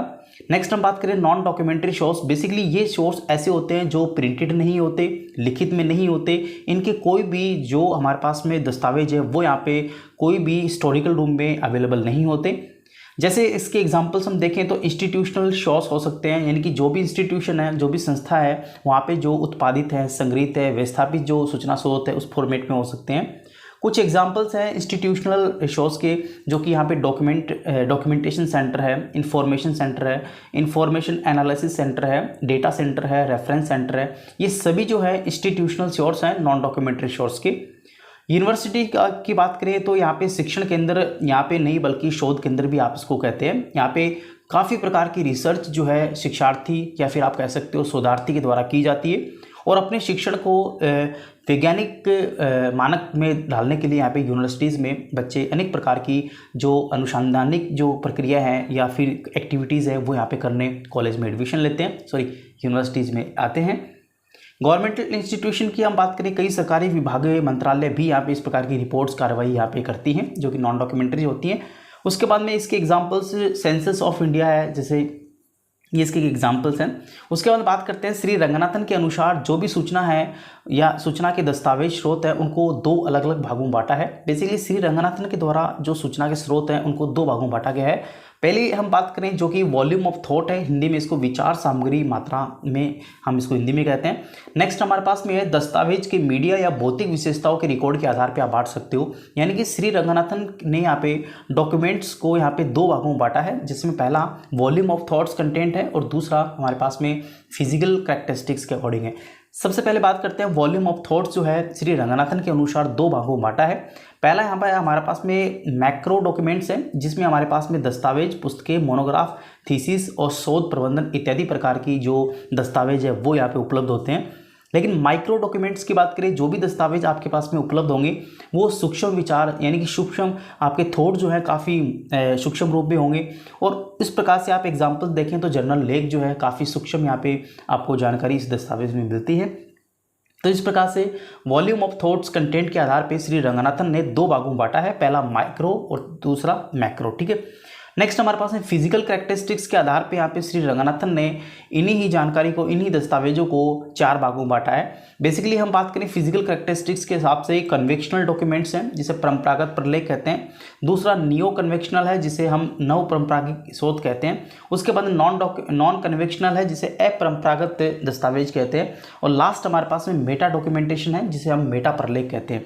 अगर हम बात करें इन चारों में से पहले की कन्वेक्शनल डॉक्यूमेंट्स के बारे में, तो यहाँ से आप देख सकते हो कन्वेक्शनल डॉक्यूमेंट्स बेसिकली परंपरागत प्रलेख के रूप में जाने जाते हैं, और बेसिकली ये इस प्रकार के लेख होते हैं जिसमें लिखित में और मुद्रित रूप में इस पे जानकारी जो है परंपरागत रूप में चली आ रही, जो पहले से ही चली आ रही इन्फॉर्मेशन, जैसे बुक्स है, जैसे मुद्रित है, कोई प्रिंटेड है, जैसे आपका किताब है, पत्रिका है, मानचित्र है, एटलस है, इत्यादि जो है कन्वेक्शनल टाइप के होते हैं जो पहले से ही चले आ रहे हैं। ठीक है।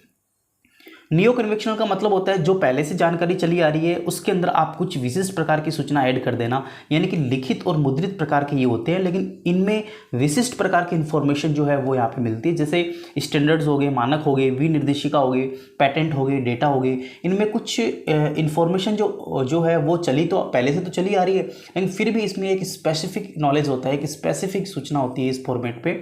उसके बाद में नॉन कन्वेक्शनल की बात होती है जिसमें यहाँ पे अपरंपरागत स्रोत आप कह सकते हो, ये बेसिकली लिखित में नहीं होते, मुद्रित नहीं होते, हालांकि ये कंप्यूटराइज्ड मशीन पठनीय यहाँ पे डॉक्यूमेंट्स होते हैं। साथ ही इसके एग्जांपल्स की बात करें जैसे ऑडियो है, विजुअल है, ऑडियो विजुअल है, माइक्रोफॉर्म्स है, ये इसके एग्जांपल्स हैं।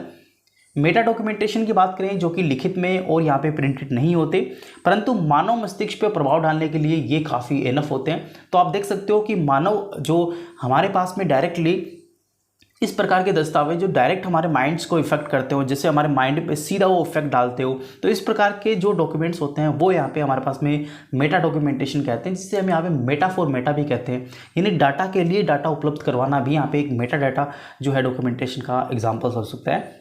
सूचना के प्रकार जैसा हम पढ़ पा रहे हैं कि डॉक्यूमेंटेशन सोर्स हमारे पास में थे, उसके बाद नॉन डॉक्यूमेंट्री सोर्स थे।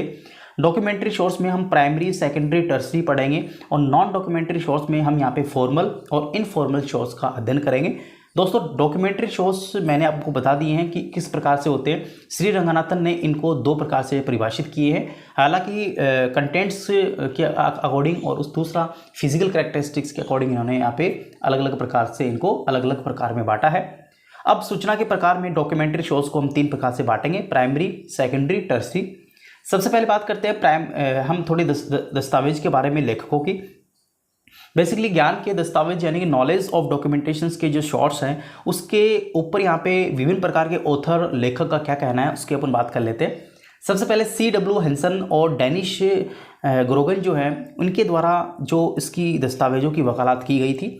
हालांकि इन्होंने यहाँ पे सूचना विशेषता के आधार पर बांटा था और हमारे पास में H.W. हेंसन जो है इन्होंने प्रलेखों को 1971 में 2 भागों में बांटा है, जिसमें प्राइमरी सोर्स और सेकेंडरी सोर्स जो है वो यहाँ पे H.W. हेंसन के द्वारा 2 भागों में बांटा गया है। उसके बाद में प्राइमरी सोर्स का मतलब होता है मौलिक स्रोत, यानी कि प्राकृतिक रूप से जो भी हमारे पास में सोर्स चले आ रहे हैं किसी पर्टिकुलर विषय पे उसको अपन कहते हैं।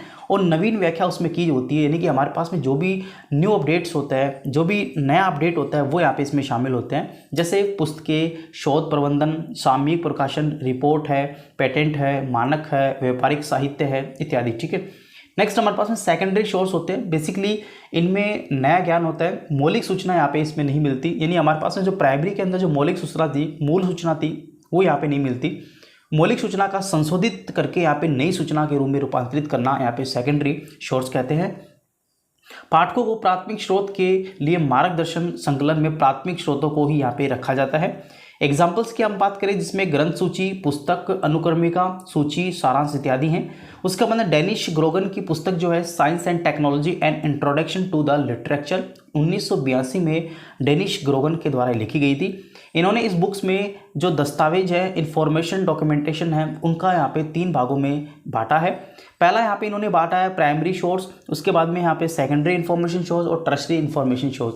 तो आप देख सकते हो डेनिश ग्रोगन के द्वारा सूचना दस्तावेजी स्रोत को 3 श्रेणियों में बांटा है, प्राइमरी, सेकेंडरी और टर्सरी। ठीक है।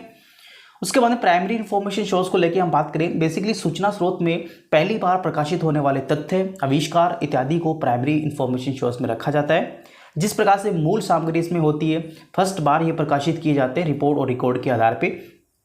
अच्छा, इनमें आप देख सकते हो कि इनकी व्याख्या नहीं की जा सकती, टिप्पणी भी नहीं की जा सकती, संक्षेप में भी नहीं लिखा जाता, मूल्यांकन भी नहीं किया जा सकता, अनुवाद भी इनका नहीं किया जा सकता, क्योंकि जैसे ये जो गतिविधि आप कर देंगे तो वो एक प्राइमरी सोर्स न रह के वो सेकेंडरी सोर्स बन जाएगा, क्योंकि वो संशोधित भाग जो है वो प्राइमरी का कहलाता है, जिसे अपन सेकेंडरी सोर्स कहते हैं। बेसिकली इसमें कच्चा डेटाज होते हैं, उसके बाद में इसमें पहले से ज्ञात तथ्य विचारों के ऊपर ये किया जाता है, उसका प्रैक्टिकल है, कुछ एवल्यूशंस है, इसे आप देख सकते हो। उसके बाद में हम बात करते हैं इसके एग्जाम्पल्स को लेकर। देखिए एग्जाम्पल्स इससे काफ़ी इंपॉर्टेंट है, एग्जाम्पल्स तो आपको याद करने ही पड़ेंगे। सबसे पहले एग्जाम्पल्स को लेकर चलते हैं, जिसमें पीरियोडिकल जर्नल्स हैं, उसके बाद में रिसर्च रिपोर्ट है, रिसर्च मोनोग्राफ है, पेटेंट है, स्टैंडर्ड है। उसके बाद में आप देख सकते हो यहाँ पे स्टैंडर्ड है, थीसिस है, ट्रेड लिटरेचर, ध्यान रखना ट्रेड लिटरेचर काफ़ी इंपॉर्टेंट, कॉन्फ्रेंस प्रोसीडिंग है, उसके बाद एनुअल रिपोर्ट है। उसके बाद मेरे पास में नेक्स्ट एग्जांपल्स हैं, अनपब्लिश शॉर्ट्स हैं, उसके बाद रिपोर्ट है, ऑफिशियल पब्लिकेशन, मैप और चार्ट है, मैन्यूस्क्रिप्ट है, न्यूज़पेपर है, उसके बाद में हैंड रिटन आर्टिकल है, उसके बाद में हमारे पास में पैम्पलेट है, रिसर्च जर्नल है, बुक्स है, फोटोग्राफ्स है, कंप्यूटर प्रोग्राम है, स्पेसिफिकेशन है, स्पीच है। तो इस प्रकार से हमने जो प्राइमरी के कुछ एग्जाम्पल्स थे इंपॉर्टेंट, जो आपको एग्जाम्स में याद करने ही है। दोस्तों यहाँ से एग्जाम में आपको क्वेश्चन डायरेक्ट या इनडायरेक्टली आपको देखने को मिलेगा। आपको स्टेटमेंट के रूप में दिया जा सकता है कि इनमें से कौन सा हमारे पास में प्राइमरी इंफॉर्मेशन सोर्स का एग्जाम्पल्स नहीं है, या फिर इनमें से एग्जाम्पल्स हैं। तो इस प्रकार से MCQ आधारित यहाँ से आपको क्वेश्चन देखने को मिलेगा। चलिए बात करते हैं नेक्स्ट इनके बारे में, थोड़ी डिटेल्स के बारे में। आप चाहें तो पढ़ सकते हैं, बाकी अभी इनकी आवश्यकता नहीं है, हालांकि मैंने तो ये नोट्स में मेंशन कर रखा है, आप इनको चाहें तो पढ़ सकते हैं। नेक्स्ट हम बात करते हैं सेकेंडरी इंफॉर्मेशन सोर्स के बारे में, जो कि काफ़ी इंपॉर्टेंट है। इसको हम बात करते हैं सेकेंडरी इंफॉर्मेशन सोर्स के बारे में, तो बेसिकली इनका जो आधार होता है वो यहाँ पे प्राइमरी यानी कि प्राथमिक स्रोत ही होता है। पाठक आसानी से प्राथमिक स्रोत तक पहुँच सकता है और प्राथमिक सोर्स के माध्यम से पाठक आसानी से सेकेंडरी सोर्स तक पहुँच सकता है। प्राथमिक प्रकाशनों में दी गई सूचना को संशोधित करके प्रस्तुत करना यहाँ पे सेकेंडरी इंफॉर्मेशन सोर्स कहलाता है। बेसिकली सूचना प्रस्तुतिकरण का ढंग भिन्न भिन्न हो सकता है, जैसे ग्रंथ सूची है, सारांश सेवा है, उसके बाद में एब्स्ट्रैक्टिंग सर्विस है। तो अलग अलग प्रकार से वो यहाँ पे अपनी सूचना को जो है रिप्रेजेंट कर सकता है। कुछ एग्जाम्पल्स हैं, उसको अपन बात कर लेते हैं। एग्जाम्पल्स काफ़ी इंपॉर्टेंट है। देखिए पहला एग्जाम्पल्स है indexing periodical, abstracting periodical, review of progress, bibliographies, treatises, उसके बाद में टेक्स्ट बुक, ये टर्सरी के अंदर भी आता है, ठीक है। Text book, encyclopaedias, dictionary, hand books, उसके बाद में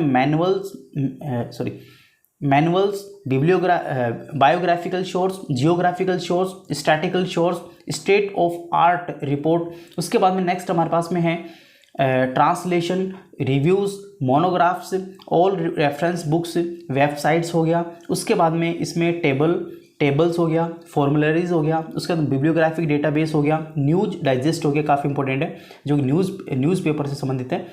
नेक्स्ट हमारे पास में यहाँ पे बुक्स हो गया, लाइब्रेरी लिटरेचर हो गया, फैक्ट ऑन फाइल हो गया। तो ये हमारे पास में सेकेंडरी के एग्जाम्पल्स थे जो एग्जाम्स में आपको डायरेक्ट देखने को मिलेंगे। उसके बाद में दोस्तों इसके बारे में थोड़ी डिटेल्स इन्फॉर्मेशन है सभी प्रकाशकों के बारे में, थोड़ी उनकी इन्फॉर्मेशन शोज के बारे में। आप चाहें तो पढ़ सकते हो, लेकिन अभी इतना समय नहीं कि आप इन चीज़ों को पढ़ेंगे। अगर आपके पास समय हो तो ये मैं आपको इस PDF में आप देख सकते हैं। आगे हम चलते हैं। लुईस शॉर्ट्स के द्वारा एक स्टेटमेंट दिया गया है कि यह संदर्भ स्रोतों का एक राजमहिषीय ज्ञान का खजाना है। यहाँ पे इन्फॉर्मेशन शॉर्ट्स के बारे में यहाँ पे मैंने जो भी इंपॉर्टेंट इन्फॉर्मेशन थी वो यहाँ पे मेंशन कर दी है। आगे हम चलते हैं टर्शरी इन्फॉर्मेशन सोर्स के बारे में। बेसिकली तृतीय सूचना स्रोत जो है वो प्राथमिक और द्वितीयक के आधार पे यहाँ पे बांटे जाते हैं। तीसरा स्रोत आमतौर पर किसी विशेष लेखक के ऊपर यहाँ पे जिम्मेदार नहीं होता, क्योंकि उसकी इन्फॉर्मेशन जो है वो प्राइमरी और सेकेंडरी के ऊपर यहाँ पे डिपेंड होती है। आगे हम बात करते हैं इसके एग्जाम्पल्स को लेके। यहाँ पे बिब्लियोग्राफीज और बिब्लियोग्राफीज इसके एग्जाम्पल्स हैं। डायरेक्टरीज है, फील्ड गाइड है, गाइड टू लिटरेचर है, गाइड टू ऑर्गेनाइजेशन है, गाइड टू लाइब्रेरीज है, list of research in progress है, प्रोजेक्ट है, ईयर बुक है, उसके अंदर यूनियन कैटालॉगिंग है और गाइड टू रेफरेंस सोर्स है। तो ये हमारे पास में टर्शरी के कुछ एग्जाम्पल्स थे जो मैंने आपको यहाँ पे समझा दिए हैं। थोड़ी इसके बारे में डिटेल्स इन्फॉर्मेशन आपको चाहिए तो आप यहाँ पे इनको देख सकते हैं। बाकी अभी इनको देखने की आवश्यकता नहीं है क्योंकि इतना समय आपके पास में नहीं है, क्योंकि आपका एग्जाम्स 22 जून को ही है। टॉपिक में हम बात करेंगे national information system and network के बारे में। बेसिकली नेशनल इंफॉर्मेशन का एक सिस्टम क्या होता है, साथ ही इसमें किस प्रकार से नेटवर्क्स के रूप में इनको यहाँ पे शॉर्ट्स को यूज़ किया जाता है, वो जानकारी हम इसमें बात करेंगे। सबसे पहले नेशनल इंफॉर्मेशन सिस्टम जो है वो 1988 में प्रोफेसर यशपाल के द्वारा जो इसकी अध्यक्षता में एक विश्वविद्यालय पुस्तकालय नेटवर्क प्रणाली के रूप में इसको दिया गया था और इन्हीं के ऊपर एक समिति बनाई गई थी। हालांकि ये समिति UGC के द्वारा बनाई गई थी, जो कि इसकी अध्यक्षता यशपाल के द्वारा की गई थी और 1988 में इस समिति का जो स्थापना है वो यहाँ पे विश्वविद्यालय पुस्तकालय नेटवर्क के रूप में की गई थी। इसकी रिपोर्ट की बात करें जो कि यहाँ पे development of information and library network है, जो कि 1988 में UGC के द्वारा एक रिपोर्ट में प्रकाशित की गई थी। हालांकि इसमें इसी डॉक्यूमेंटेशन को, जिसमें ये परियोजना और पुस्तकालय सूचना और पुस्तकालय नेटवर्क स्थापना करने की जो परियोजना प्रस्ताव की गई थी, उस डॉक्यूमेंट्स को ब्लू डॉक्यूमेंट्स के नाम से कहते हैं। सबसे पहला नेटवर्क इन्फिलिपनेट है। बेसिकली 1991 में UGC के द्वारा इसको इस्टेब्लिश किया गया था। इसका पूरा नाम इन्फॉर्मेशन एंड लाइब्रेरी नेटवर्क होता है और ये UGC के द्वारा ही यहाँ पे इस्टेब्लिश किया गया था 1991 में, जब यहाँ पे प्रोफेसर यशपाल की अध्यक्षता में इस कमेटीज़ का गठन किया गया था। उसके बाद में इसका जो हेडक्वार्टर है इन्फिलिपनेट का, वो यहाँ पे हैदराबाद ना होगी, अब यहाँ पे गांधीनगर में है, ध्यान रहे। आगे बात करते हैं इसके क्षेत्रीय केंद्रों की। आप देख सकते हो इसमें क्षेत्रीय केंद्र आप देखें तो 4 इसके टोटल क्षेत्रीय केंद्र है, जिसमें हमारे पास में यहाँ पे देखें तो दिल्ली की बात करें तो JNU कॉलेज है, और पूना की बात करें तो यूनिवर्सिटी ऑफ पूना है, और कोलकाता की बात करें तो जादवपुर यूनिवर्सिटी है, और बेंगलुरु में IISc है यानी इंडियन इंस्टीट्यूट ऑफ साइंस है। उसके बाद में यहाँ पे हम बात करें थोड़ी और चर्चा की तो यहाँ पे 6 पुस्तकालय वितरण केंद्र हैं जो कि पुस्तकालय से संबंधित हैं, और इनके अंदर हमारे पास में जो भी दस्तावेज है उनको डिस्ट्रीब्यूशन करने का काम ये करते हैं। यहाँ पे 6 जो डॉक्यूमेंट डिलीवरी सेंटर हैं उसकी अपन बात कर लेते हैं। पहला यहाँ पे university of Hyderabad, Banaras Hindu universities, उसके बाद में IISc Bengaluru, JNU Delhi, Punjab university Chandigarh, Tata institute of social science जो कि मुंबई में है। तो ये 6 प्रकार के हमारे पास में डॉक्यूमेंट डिलीवरी के सेंटर हैं। उसके बाद में इन्फिलिपनेट को बेसिकली एकेडमिक नेटवर्क भी आप कह सकते हो। 2 महत्वपूर्ण कार्यक्रम प्रोग्राम्स में इसको बांटा गया है। इसके दो इंपॉर्टेंट प्रोग्राम जो है वो पहला प्रोग्राम है प्लानर और दूसरा है कैलिबर। बेसिकली प्लानर प्रोग्राम की हम बात करें तो प्लानर का पूरा नाम यहाँ पे promotion of library automation and networking in north east region इसका पूरा नाम होता है।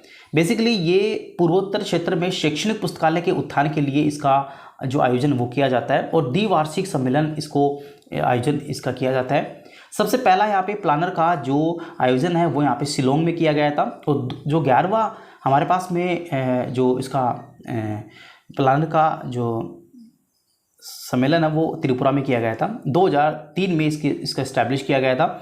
कैलिबर जो कि दूसरा प्रोग्राम है आपका इनफिल्मनेट का, जो कि विश्वविद्यालय के सहयोग से देश के विभिन्न हिस्सों में इनफिल्मनेट केंद्र के द्वारा आयोजित द्विवार्षिक सम्मेलन है। ये भी द्विवार्षिक सम्मेलन ही है। 1994 यानी कि 1994 से इसको स्टार्ट किया गया था। पूरा नाम इसका convection on automation of library in education and research institution है। सबसे पहला इसका आयोजन जो है वो अहमदाबाद में किया गया था और सेकंड इसका आयोजन जो है वो भुवनेश्वर जो कि उड़ीसा में है वहाँ पे किया गया था। कैलिबर की हम बात करें तो इसका आयोजन वर्ष में 2 बार किया जाता है। इसके जो रीजनल सेंटर है वो आप देख सकते हो। उसके बाद में इनफिल्मनेट न्यूज़ लेटर जो है वो त्रैमासिक के रूप से 1995 से इसको पब्लिश किया जा रहा है। शोध गंगोत्री की बात करें, बेसिकली शोध गंगोत्री पीएचडी कार्यक्रम में खुद को पंजीकृत करने के भाग के रूप में अनुसंधान विद्वानों द्वारा भारतीय विश्वविद्यालय को प्रस्तुत शोध विषय के सारांश भंडार हैं। यहाँ पे शोध गंगोत्री की बात करें तो भारत में रिसर्च इन प्रोग्रेस डेटाबेस जो है वो शोध गंगोत्री के द्वारा ही यहाँ पर पब्लिश किया जाता है और इसी में रखा जाता है। इस सिनॉप्सिस का स्तर जो है वो राष्ट्रीय स्तर का भंडार है जो कि शोध गंगोत्री से संबंध रखता है। Online repository of approval synopsis for the PhD work के लिए इसको जाना जाता है। शोध गंगा की बात करें, बेसिकली ईटीडी रिपोजिटरी के रूप में इसको जाना जाता है, जो कि डी स्पेस सॉफ्टवेयर का उपयोग करके इनफिल्मनेट का विकास और उसको अनुरक्षित रखने का काम करता है। साथ ही इसमें जो थीसिस होती हैं उसको भी रिजर्व करने का काम इसका किया जाता है। 2009 से इसको यूजीसी के द्वारा संचालन किया जा रहा है, जो ई थीसिस के ऊपर यहाँ पे ये संचालित किया जाता है। उसके बाद में शोध शुद्धि की बात करें, शोध शुद्धि का मतलब बेसिकली हमारे पास में साहित्य चोरी की जांच को लेके सॉफ्टवेयर का निर्माण किया गया था। यानी कि हमारे पास में जो भी सूचना है, जो भी साहित्य है, जो भी लिटरेचर है, वो कुछ कारणों से चोरी कर लिए जाते हैं, तो उसकी इन्फॉर्मेशंस की पता लगाना, उसके बारे में जानकारी हासिल करना के लिए जो सॉफ्टवेयर का निर्माण किया गया था वो शोध शुद्धि है। उसके बाद में एक सॉफ्टवेयर है जो कि यहाँ पे वेब आधारित सॉफ्टवेयर है, जो चोरी का पता लगाने के लिए इस सॉफ्टवेयर का निर्माण किया गया था। जो भी लिटरेचर चोरी हो जाते हैं उसका कैसे पता लगाएं, तो उर्कंड नाम करके एक सॉफ्टवेयर है जो कि वेब बेस्ड है। ठीक है। ई शोध सिंधु की बात करें, जो कि एमएचआरडी के द्वारा 2015 से संचालन किया जा रहा है। ये बेसिकली एक कंसोर्टियम है जो हायर एजुकेशन इलेक्ट्रॉनिक्स रिसोर्स के रूप में जाना जाता है। इस कंसोर्टियम को 3 कंसोर्टियम के रूप में बांटा है, जो कि आप देख पा रहे हैं, जिसमें यूजीसी इन्फोनेट डिजिटल लाइब्रेरी है और एनलिस्ट है और इंडस्ट है, ये इसमें शामिल हैं। सबसे पहले यूजीसी इन्फोनेट डिजिटल लाइब्रेरीज का जो निर्माण है वो यहाँ पे 2003 में भारत में एकेडमिक पुस्तकालय के गुणात्मक परिवर्तन लाने के लिए किया गया था। हालांकि ये यूजीसी की एक प्रमुख पहल है, जो कि 2003 में इंटरनेट कनेक्टिविटी के माध्यम से यूजीसी इन्फोनेट जो है डिजिटल लाइब्रेरीज की शुरुआत की गई थी। ये एक राष्ट्रीय मंच आप इसको कह सकते हो। एनलिस्ट की हम बात करें, बेसिकली एनलिस्ट का पूरा नाम national library and information service infrastructure for scholarly content इसका पूरा नाम होता है, जो कि एनलिस्ट के नाम से जानी जाती है। सबसे पहले ये एनलिस्ट जो है इन्फिल्मनेट केंद्र में स्थापित सर्वर के माध्यम से कॉलेज लाइब्रेरीज के लाभार्थी जो संस्थान है, जिसमें छात्र शोधकर्ता संकाय को ई संसाधन के रूप में उनकी सामग्री पहुंचाना है। जो भी कंटेंट्स होता है उसकी रिसर्च के संबंधित उनको यहाँ पे इसके माध्यम से पहुँचाना होता है, एनलिस्ट के माध्यम से। इसको 4 घटकों में बांटा गया है, आप इनको देख लीजिएगा। 4 घटक ये दे रखे हैं, ज़्यादा इंपॉर्टेंट तो नहीं है। उसके बाद नेक्स्ट इसका जो प्रोग्राम है वो है इंडस्ट AICT कंसोर्टियम। बेसिकली ये साइंस एंड टेक्नोलॉजी जो इंजीनियरिंग फील्ड्स में इसका काम लिया जाता है, जो कि 2003 में इसको संचालन किया गया था। उसके बाद हम बात करें विद्वान को लेके। विद्वान बेसिकली हमारे पास में एक डेटाबेस है जो शिक्षण अनुसंधान में शामिल अग्रणी शैक्षणिक संस्थान के रूप में काम करता है। NME की बात करें, जो कि नेशनल मिशन ऑन एजुकेशन है, ICT 2009 से संचालित किया जा रहा है। MHRD की एक महत्वपूर्ण पहल है, जो कि 3 फरवरी 2019 से तिरुपति आंध्र प्रदेश में एक CSS के रूप में लॉन्च किया गया था। इसका उद्देश्य भारत में डिजिटल डिवाइडेंड की खाई को पूरा करना है और ई कंटेंट से जो है उपलब्ध करवाना है। ई आचार्य की बात करें, बेसिकली ये एक ई सामग्री परियोजना के लिए जो ICT NME के द्वारा इसको स्टार्ट किया गया था। इन्फिलिपनेट के अंदर जो है ई आचार्य एकीकृत ई सामग्री पोर्टल सभी शिक्षार्थियों के लिए एक प्रवेश द्वार के रूप में काम करती है, जो कि एक इंटरफेरेंस, वेब आधारित एक इंटरफेरेंस के रूप में इसको यहाँ पे शुरू किया था।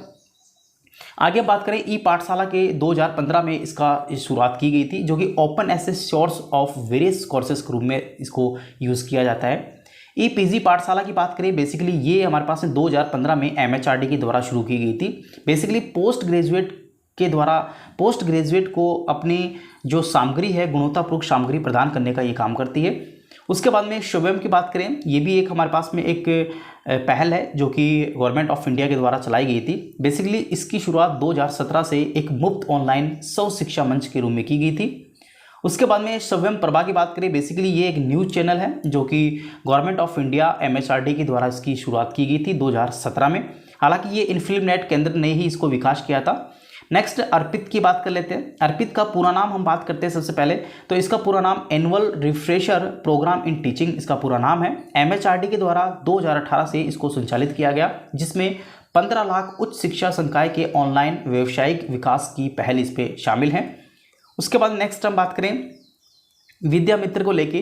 विद्या मित्र बेसिकली 2014 में ICT के द्वारा सभी ई सामग्री परियोजनाओं की मेजबानी करना इसका मुख्य उद्देश्य है। इनफेड के बारे में बात करें, इनफेड की हम बात करें 2000 में इसको शुरू किया गया था। इसका पूरा नाम इन्फिलिपनेट एसेस मैनेजमेंट फेडरेशन है। बेसिकली संस्था में अधिगत उपयोगकर्ताओं को प्रमाणिक रूप में जो सामग्री है वो उपलब्ध करवाना इसका मुख्य उद्देश्य है। उसके बाद में इसके द्वारा एक सॉफ्टवेयर भी यहाँ पे लॉन्च किया गया, जिसका नाम आप यहाँ पे देख पा रहे हैं, जो कि मैं हाईलाइट कर रहा हूँ, सिबोलिथ इसका पूरा जो है सॉफ्टवेयर सिबोलिथ, ठीक है।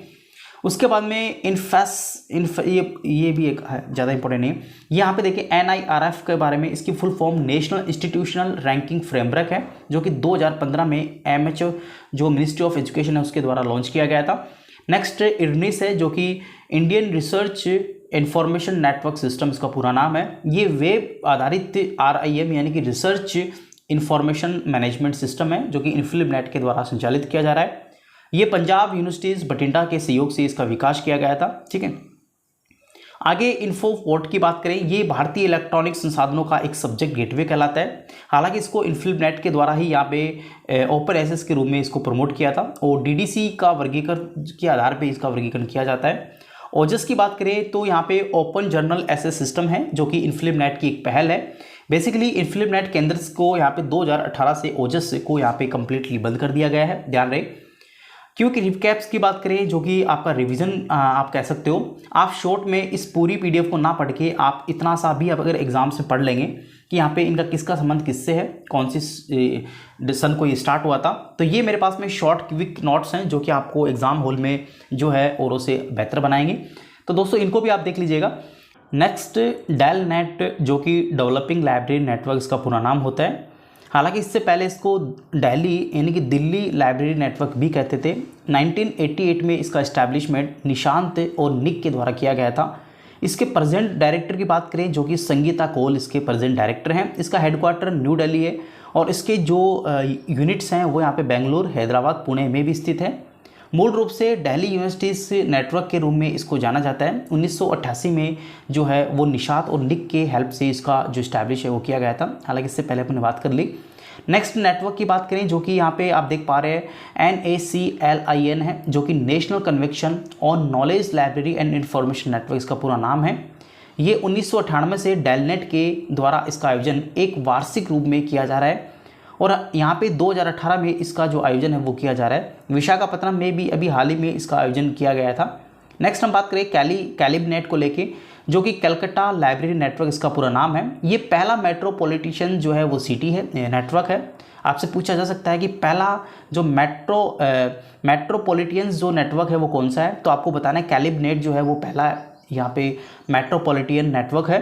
1986 में निशात और DSIR के द्वारा इसको मैनेज किया गया था, कलकत्ता सोसाइटीज़ के द्वारा। गवर्नमेंट ऑफ इंडिया की एक परियोजना है, जो कि 1986 में निशात के वित्तीय सहायता से इसको संचालन किया गया 1993 से, ठीक है। आगे हम बात करें तो यहाँ पे देख सकते हो मैलिबनेट की हम बात करें, मैलिबनेट का पूरा नाम मद्रास लाइब्रेरी नेटवर्क होता है, जो journal of the library managements जो क्वार्टरली यहाँ पे पब्लिश किया जाता है। ये बेसिकली 1991 से इंसडॉक के द्वारा जो हाल ही में निष्क्रिय कर दिया गया है, इसके द्वारा ये संचालित किया जा रहा है। पूनेट की बात करें जो कि हमारे पुणे लाइब्रेरी नेटवर्क है, निषाद के द्वारा 1992 से इसको संचालन किया जा रहा है। एडीआई नेट की बात करें जो कि अहमदाबाद लाइब्रेरी नेटवर्क है, इसको निषाद से 1994 से संचालित किया जा रहा है। और यहाँ पे कुछ इंपॉर्टेंट इन्फॉर्मेशन है वो देख लीजिएगा। पुस्तकालय और सूचना विज्ञान के लिए वर्तमान सामग्री यानी कि क्यूलोस जो है वो यहाँ पे द्वैमासिक रूप से इसको प्रकाशन किया जाता है। बोनेट की बात करें जो कि बॉम्बे लाइब्रेरी नेटवर्क है, 1994 से निषाद के द्वारा पब्लिश किया जा रहा है। नेक्स्ट हमारे पास में माईलिबनेट है जो कि मैसूर लाइब्रेरी नेटवर्क है, वो यहाँ पे 1994 से निषाद के द्वारा पब्लिश किया जा रहा है। उसके बाद मैलिबनेट जो है जो कि मैनेजमेंट लाइब्रेरी नेटवर्क है, 1998 से यहाँ पे इसको पब्लिश किया जा रहा है। हालांकि इसमें त्रैमासिक एक जर्नल भी पब्लिश किया जाता है जो कि जर्नल ऑफ लाइब्रेरी मैनेजमेंट शीर्षक के रूप में जाना जाता है। उसके बाद में इरनेट की बात करें, इसका पूरा नाम यहाँ पे एजुकेशनल रिसर्च नेटवर्क है, जो कि पहली बार यहाँ पे ईमेल भी इसी के अंदर यूज़ किया गया था इसकी हेल्प से। 1986 में डिपार्टमेंट ऑफ इलेक्ट्रॉनिक्स एंड यूएनडीईपी के द्वारा इसको जो है इस्टेब्लिश किया गया था। सरनेट की बात करें जो कि scientific and industrial research network इसका पूरा नाम होता है, 1989 से इंसडॉक जो हाल ही में निष्क्रिय कर दिया गया है उसके द्वारा ये संचालित किया जा रहा है। उसके बाद में निक नेट की बात करें, गवर्नमेंट ऑफ इंडिया के द्वारा 1977 में इसको इस्टेब्लिश किया गया, जो कि नेशनल इंफॉर्मेटिक्स सेंटर नेटवर्क इसका पूरा नाम होता है। बोसला जो कि यहाँ पे बॉम्बे साइंस लाइब्रेरियन एसोसिएशन है, हालांकि 1992 में अब यहाँ पे बोनेट इसका पूरा नाम कर दिया गया है, तो ध्यान रहे बोनेट इसको अभी प्रेजेंट में कहेंगे। नेक्स्ट निषाद की हम बात करें जो कि national information system for science and technology है, 1977 में इसको इस्टेब्लिश किया। वैज्ञानिक और औद्योगिक अनुसंधान विभाग के द्वारा एक समग्र एजेंसी के रूप में एक प्रभावी नेटवर्क ये कहलाता है। सितंबर 1977 में न्यू दिल्ली में इसको इस्टेब्लिश किया गया था। 25 ईयर्स के संचालन के दौरान अभी हाल ही में ये लागू है, 2002 तक इसको लागू ही रखा। उसके बाद में हम बात करें नेक्स्ट, तो निषाद के कुछ प्रोग्राम हैं जो आप देख सकते हो वापिस। उसके बाद में नेक IDS है, इसके बाद टाई FFP है, ये आप देख सकते हो। नेक्स्ट हमारे पास में निष्केर है जो कि national institute of science communication and information resource है। बेसिकली ये इंसडॉक और निस्कॉम को मिला के यानी कि उसके संयुक्त रूप से निष्केर बनाया गया था। 2002 में दिल्ली में इसकी जो एस्टैब्लिश किया गया था, जहाँ पे इंसडॉक और निस्कॉम को मिला के 2002 में निष्केर के रूप में इसको बनाया गया था। ये एक प्रकार का निष्केर जो है CSIR का एक जो है भाग होता है। 14 जनवरी 2021 को निशिपियर के रूप में इसको इस्टेब्लिश किया गया था। आगे सैंडोक की बात करें, 1970 में इसका इस्टेब्लिशमेंट किया गया था, हैदराबाद में इसका हेडक्वार्टर है। इसका पूरा नाम the small enterprises national documentation centre होता है। नासडॉक की बात करें, बेसिकली ये 1969 में जो है इसका इस्टेब्लिशमेंट किया गया था ICSSR के रूप में, जो कि national social science documentation centre के रूप में ये पूरा नाम है इसका। डैशीडॉक की बात करें, 1970 में इस्टेब्लिश किया गया था, रक्षा अनुसंधान और विकास संगठन का एक ये डिपार्टमेंट्स है, जो कि 1970 में न्यू दिल्ली में इसका जो है इस्टेब्लिश किया गया था। और DRDO की एक पेटेंट्स बॉडी भी कह सकते हो आप इसको। इसका पूरा नाम the defence scientific information documentation centre है। आगे हम बात करें, हाल ही में इसके जो डायरेक्टर हैं अलका सोनी हैं, डैशीडॉक के डायरेक्टर। निक फोर्स की बात करें, बेसिकली इसका पूरा नाम national information centre for the food science and technology है। खाद्य विज्ञान और प्रौद्योगिकी के लिए राष्ट्रीय सूचना केंद्र के रूप में ये काम करता है। 1977 से ये संचालित है। नेक्स्ट हम बात करते हैं ILRC जो कि इंटर लाइब्रेरी रिसोर्स है। ये JNU न्यू दिल्ली में इसको इस्टेब्लिश किया गया 1973 ICSSR के द्वारा। बेसिकली ICSSR यहाँ पे 1969 में इस्टेब्लिश हुआ था, जिसका पूरा नाम Indian council for the social science research है। उसके बाद हम बेलनेट की बात करते हैं, बेंगलुरु एकेडमिक लाइब्रेरी नेटवर्क है। इसको 1995 में JRD यानी कि टाटा मेमोरियल लाइब्रेरी बेंगलुरु में इस्टेब्लिश किया गया था। नेक्स्ट सीडेक की बात करें, सीडेक का पूरा नाम यहाँ पे centre for developments of advancement computing होता है। 1988 में पुणे यूनिवर्सिटीज़ में इसको इस्टेब्लिश किया गया था। बेसिकली इसको ई बस्ता पहल भी इसके द्वारा यहाँ पे चलाई गई थी। सी डॉट की बात करें, पूरा नाम इसका centre for development of telematic होता है, जो कि 1984 में गवर्नमेंट ऑफ इंडिया के द्वारा ये स्टार्ट किया गया था। सैम पेट्रोदा इसके जो हैं वो चेयरमैन हैं। NKN यानी कि नेशनल नॉलेज लाइब्रेरी 2010 में इसका संचालन न्यू दिल्ली से किया जा रहा है। उसके बाद में हम बात करें बिट्स नेट के बारे में, जो कि बायोटेक्नोलॉजी इंफॉर्मेशन सिस्टम नेटवर्क है। 1986 से इसका जो है संचालन किया जा रहा है। एनविस की बात करें, इन्वायरमेंटल इंफॉर्मेशन सिस्टम है। 1982 से इसका संचालन UNEP के द्वारा किया जा रहा है। यहाँ पे एक नेटवर्क है जो कि इन्फोटेरिया है, ये हमारे पास में एनविस से संबंधित है। आपसे पूछे तो ये बता देना। यहाँ पे क्विक रिवीजन है, आप चाहें तो कर सकते हैं, काफ़ी इंपॉर्टेंट आपके लिए होगा। मैंने हर स्लाइड्स में ये चीज़ डाली है जो कि आपको क्विक रिवीजन के रूप में हेल्प ले। यहाँ पे क्विक रिवीजन, यहाँ पे डेट वाइज, और यहाँ पे हमारे पास में जो ऑर्गेनाइजेशन है उसका नाम यहाँ पे देख सकते हो, उसके हेडक्वार्टर देख सकते हो। ये मैंने एक उसकी क्रोनोलॉजी यानी कि उसकी जो सन है, ईयर है, उसके आधार पर डाला है। नेक्स्ट हमारे पास में इंटरनेशनल इंफॉर्मेशन नेटवर्क सिस्टम है, जो कि हम यहाँ पे बात करेंगे इसके बारे में। बेसिकली इसमें पहला इंटरनेशनल इंफॉर्मेशन जो नेटवर्क सिस्टम है वो OCLC है। इसका पूरा नाम ऑनलाइन कंप्यूटर लाइब्रेरी सेंटर होता है, जो कि 1967 में इसको इस्टेब्लिश ओयो कॉलेज जो USA में है उसकी लाइब्रेरी सेंटर्स के द्वारा इसको इस्टेब्लिश किया गया था। डब्लिन इसमें हेडक्वार्टर है, डब्लिन इसका हेडक्वार्टर है। 54 कॉलेजों के बीच में एक कंप्यूटर नेटवर्क कह सकते हो। 1977 में OCLC मूल रूप से OU कंसोर्टिया से पूरे पुस्तकालय में अपनी सदस्यता खोली थी, सदस्य बन सकते हैं इसके। उसके बाद 1981 में OU कॉलेज लाइब्रेरी सेंटर जो है यहाँ पे OCLC ऑनलाइन यहाँ पे कर दिया गया था। 1967 में इसके जो पहले जो अध्यक्ष थे वो फेडरिक ग्रिडले किलगोर थे। उसके बाद में और आप देखना चाहें तो ये इसके अध्यक्ष हैं, आप देख लीजिएगा। 1971 में ऑनलाइन कैटलॉगिंग यानी कि जो कैटलॉगिंग कार्ड है वो यहाँ पे जो है 2015 में OCLC के द्वारा यहाँ पे प्रिंट किया गया था, ये भी ध्यान रखना। उसके बाद OCLC के कुछ प्रोडक्ट हैं, सर्विसेज हैं, जिसको अपन पढ़ेंगे, एग्जाम्स में डायरेक्ट देखने को मिलती हैं। सबसे पहले हम बात करेंगे फास्ट के बारे में, ये जो इसकी सर्विस है OCLC की। ग्रीन ग्लास के बारे में, कंटेंट DM के बारे में, कोरियो इनसाइट्स के बारे में, वेब जंक्शन के बारे में, VDX के बारे में, क्वेश्चन पॉइंट है, DDC है, वर्ड कैट है, कॉन्टैक्ट कनेक्शन है, नेक्स्ट स्पेस है, टच पॉइंट है, फर्स्ट सर्च है, वर्ड शेयर है, RLG है, इलियाड है, किंडर वर्क्स है और ग्रीन ग्लास है। तो ये सभी जो हमारे पास में भिन्न भिन्न सर्विसेज हैं उनको अपन 1 बाय 1 पढ़ते हैं। सबसे पहले फास्ट की हम बात करें, इसका पूरा नाम जो है फेस्टेड एप्लीकेशन ऑफ सब्जेक्ट टर्मिनोलॉजी होता है। 1998 में विषय शब्दावली स्कीम के रूप में इसको जो है व्यापक रूप से इसका उपयोग किया जा रहा है। ग्रीन ग्लास की बात करें, ये एक इंटरेक्टिव वेब बेस्ड एप्लीकेशन होता है जो स्थायी संग्रह को आत्मविश्वास से प्रबंधित करने का काम करता है। नेक्स्ट हम बात करें कंटेंट DM की बात करें, व्यक्तिगत वेबसाइट्स पर डिजिटल संग्रह यहाँ पे रखना, क्लाउड कंप्यूटिंग आप इसको कह सकते हो, क्लाउड बेस्ड संरक्षण कह सकते हो। कोरियो इनसाइट्स के बारे में बात करें, कोरियो इनसाइट जो है वो व्यापक लाइब्रेरी एनालिटिकल समाधान के लिए स्टार्ट किया गया था।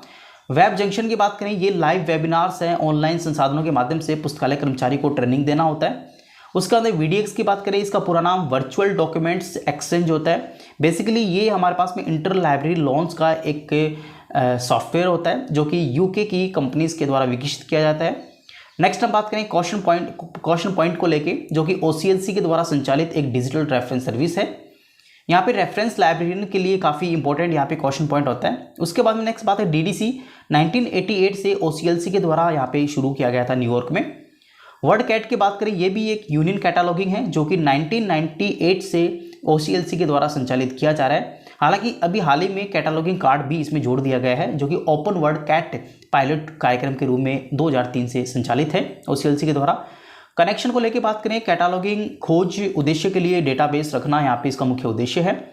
उसके बाद नेक्स्ट स्पेस की बात करें, जो कि OCLC का एक न्यूज़लेटर है। टच पॉइंट हमारे पास में एक यूजर सर्च सर्विस है। फर्स्ट सर्च की बात करें, एक शुल्क आधारित ऑनलाइन सेवा है। वर्ड शेयर की बात करें, जो कि क्लाउड बेस्ड मैनेजमेंट और खोज का एक एकीकृत सेट है। RLG की बात करें, पूरा नाम इसका रिसर्च लाइब्रेरी ग्रुप होता है। 1974 में USA बेस्ड लाइब्रेरी कंसोर्टियम है, जो कि 2006 में OCLC के द्वारा इसको विलय कर लिया गया था। इलियाड की बात करें, जो कि एटलस सिस्टम द्वारा वर्ड शेयर मैनेजमेंट सिस्टम को ऑपरेट करता है। 2017 में OCLC ने टिपासा नाम का जो ILL प्रणाली है वो घोषित की थी। किंडर्ड वर्क की बात करें, जो कि प्रैक्टिकल सर्विसेज में काम आता है। ग्रिक द लाइब्रेरी की बात करें, जिसे गिक लाइब्रेरी भी कह सकते हो, 2009 में एक वकालत अभियान है जो कि सार्वजनिक पुस्तकालय में महत्वपूर्ण भूमिका अपना निभाने का काम करता है। उसके बाद नेट लाइब्रेरी है, द लाइब्रेरी 100 है, OCLC वाइज है, ये भी आप देख लीजिएगा। उसके बाद नेक्स्ट हमारे पास है वेस्टर्न लाइब्रेरी नेटवर्क, जिसे शॉर्ट में WLN कहते हैं। इसका जो मूल रूप से वाशिंगटन लाइब्रेरी नेटवर्क इसका नाम के रूप से इसको जाना जाता है। 1970 में इसका एस्टैब्लिशमेंट किया गया था। इरिक की बात करें, एजुकेशनल रिसोर्स इंफॉर्मेशन सेंटर होता है, एजुकेशनल रिसोर्स इंफॉर्मेशन सेंटर इसका पूरा नाम होता है। 1966 से इसको संचालित किया जा रहा है, जो कि एक इंडेक्सिंग डेटाबेस के रूप में इसको संचालित किया जाता है। जेनेट की बात करें, जॉइंट एकेडमिक नेटवर्क इसका पूरा नाम होता है। 1984 से संचालन किया जा रहा है यूके के द्वारा, जिसमें विश्वविद्यालय कॉलेजों के जोड़ने का ये एक काम करता है। जॉइंट इंफॉर्मेशन सिस्टम कमिटीज़ के द्वारा इसको वित्त पोषित किया जाता है।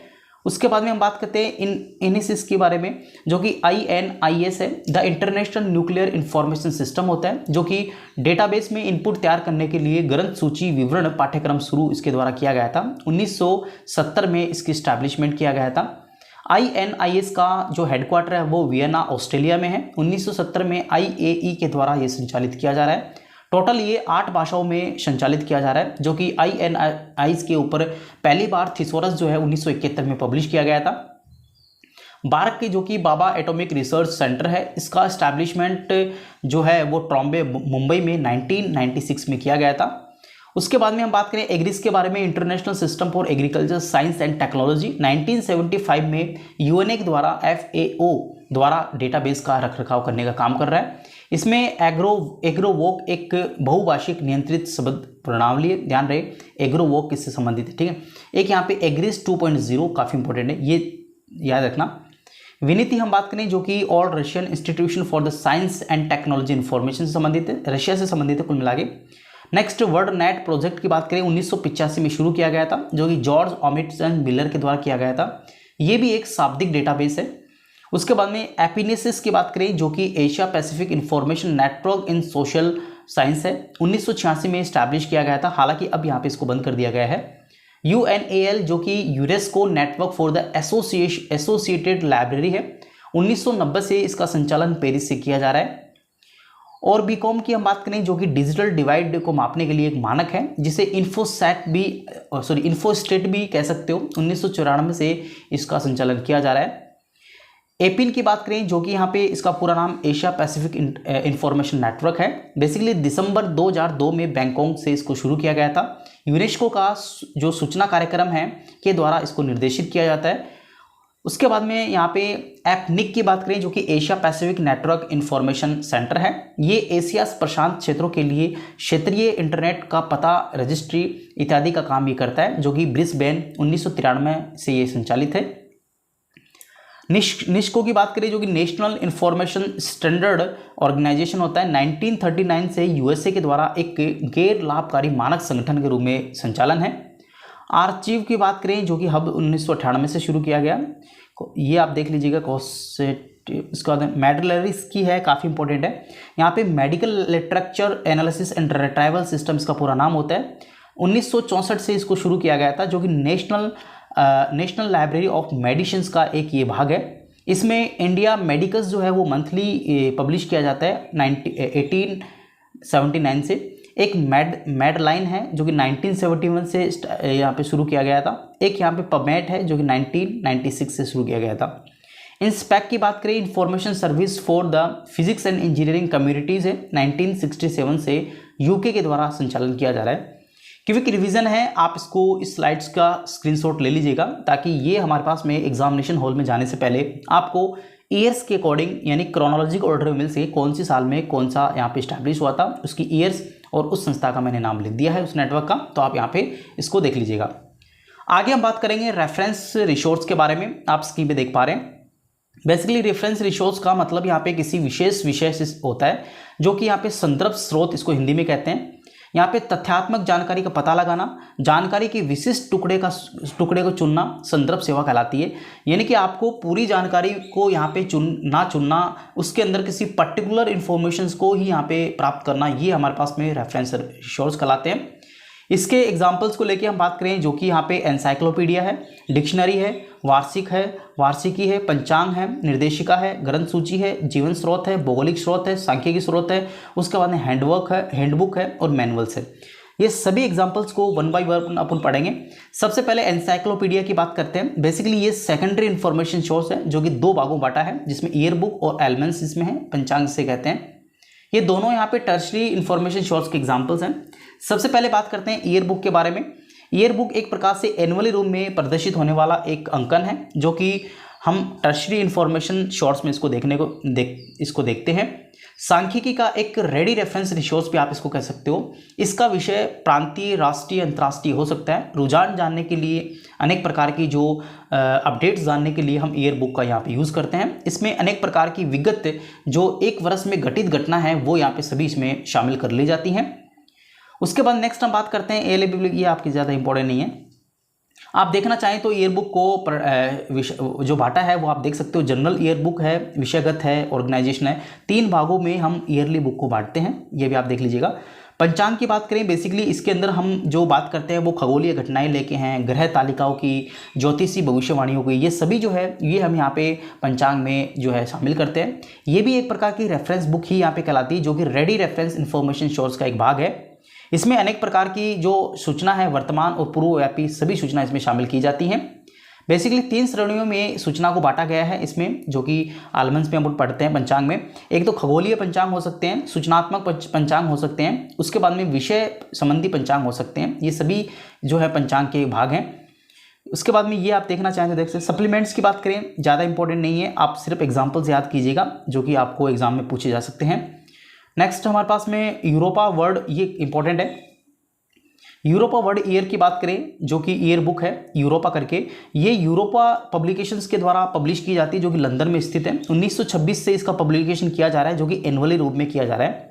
स्टेटमेंट्स ईयर बुक की बात करें जो कि यहाँ पे लंदन यूके के द्वारा पब्लिश किया जा रहा है 1864 से, ये भी एनुअली प्रकार का है और पिलग्रेव मैकमिलन के द्वारा पब्लिकेशन किया जाता है। इसके एग्जाम्पल्स की बात करें, जैसे किसी भी राष्ट्र का या फिर किसी भी देश के हमें कुछ मुख्य व्यक्तियों के बारे में जानकारी प्राप्त करनी होती है, जैसे हम बात करें श्रीलंका का पीएम की जानकारी प्राप्त करनी है तो स्टेटमेंट्स ईयर बुक में हम पब्लिश करेंगे और एनुअली ये पब्लिश किया जाता है 1864 से।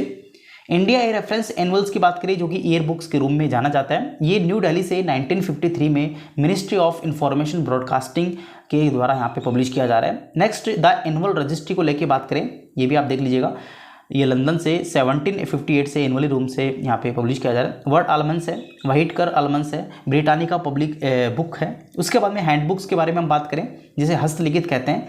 बेसिकली यहाँ पे अनेक प्रकार के आरेख, तालिका, ग्राफ, प्रतीक, डेटा, समीकरण, सूत्र इत्यादि प्रकार की जानकारी जो है वो हैंडबुक्स में आपको देखने को मिलती है। इसकी स्टडीज़ की बात करें जो कि हम हैंडबुक्स को 5 प्रकार से बांट सकते हैं, जिसमें जर्नल हैंडबुक्स है, स्टैटिकल है, हिस्टोरिकल है, लिटरेरी है और सब्जेक्ट है। ठीक है, उसके बाद नेक्स्ट हम बात करें जनरल हैंडबुक्स को लेके हम बात करें, जनरली जो इसमें इंफॉर्मेशन होती है, इसके एग्जांपल्स आपको इंपॉर्टेंट है, बाकी ये जानकारी आप नोट से देख लीजिएगा, ज़्यादा इंपॉर्टेंट नहीं है। उसके बाद में हम बात करते हैं कुछ इंपॉर्टेंट फैक्ट्स को लेके। सबसे पहले हम बात करते हैं पुस्तक बेसिक रेफरेंस सोर्स के रूप में एन इंट्रोडक्शन मटेरियल और एंड मेथड्स लुईस शोर्स के द्वारा लिखी गई थी, जो कि 1954 में जो है अमेरिकन लाइब्रेरी एसोसिएशन के द्वारा पब्लिश की गई थी। उसके बाद में डिक्शनरीज को लेके हम बात करते हैं जो कि एक शब्द की व्युत्पत्ति का पता लगाने के लिए संदर्भ सोर्स के रूप में यूज़ की जाती है। हालांकि इसको वर्ड बुक के नाम से भी जानते हैं, व्यापक रूप से इसको उपयोग में ली जाती है। डिक्शनरी का जो शब्द है वो यहाँ पे हमने लैटिन भाषा से लिया है, जिसका जो नाम है वो शब्दों का संग्रह इसका अर्थ होता है। उसके बाद में डिक्शनेरियम इसको यहाँ पे जो है लैटिन भाषा में कहते हैं। नेक्स्ट इसको हम यहाँ पे 4 भागों में बांट सकते हैं, जिसमें ग्लॉसरी, लेक्सिकन, थिसोरस और वोकेबलरी। इसको याद करने का तरीका अगर मैं बात करूं तो आपको बता दूं, जी मतलब ग्लॉसरी, एल मतलब लेक्सिकन, टी मतलब थिसोरस और वी मतलब वोकेबलरी। पहले और लास्ट को आप मिला दो और फर्स्ट और सेकंड को मिला दो। यहाँ पे जी मतलब ग्रीक होता है, लेकिन ग्रीक ना के यहाँ पे आपको लैटिन लेना है, बस इतना याद रखना है। और ये एल मतलब लैटिन होता है, लेकिन लैटिन ना लेके यहाँ पे ग्रीक भाषा में लेना है। तो इस प्रकार से आप यहाँ पे देख सकते हो कि हमारे पास में इनको अपन याद कर सकते हैं कि कौन सी भाषा में लिखा गया है। तो ये चीज़ आप देख लीजिएगा। थोड़ी इसके बारे में डिटेल्स इन्फॉर्मेशन है, आप इसको पढ़ लीजिएगा, एग्जाम्स में अगर आपके काम आती है तो अच्छी बात है। बाकी एग्जांपल्स मैंने आपको पढ़ा दिए हैं, जो ज़्यादा इंपॉर्टेंट थे वो चीज़ें मैंने आपको पढ़ा दी है। उसके बाद में यहाँ पे इंसाइक्लोपीडियाज़ की हम बात करें, इंसाइक्लोपीडियाज़ में बेसिकली ये ग्रीक में इसको यहाँ पे एनक्लिक्लोस्पीडिया इसको कहते हैं। सेकेंडरी रेफरेंस सोर्स का ये एक एग्जाम्पल्स है। सामान्य शिक्षा इसका हिंदी में अनुवाद होता है, ज्ञान का चक्कर भी इसको आप कह सकते हो। इसके अंदर आप यहाँ पे वर्तमान आवश्यक जानकारी को संक्षिप्त और सरलतम रूप में प्रस्तुत करने का एक जरिया होता है, जिसे गैर विशेषज्ञ के लिए भी सुलभ ये करवाया जाता है। उसके बाद में ये स्कॉलिस्टिक कॉर्पोरेशंस के द्वारा हाल ही में पब्लिश किया जा रहा है। कुछ इसकी इंपॉर्टेंस है वो देख लेते हैं।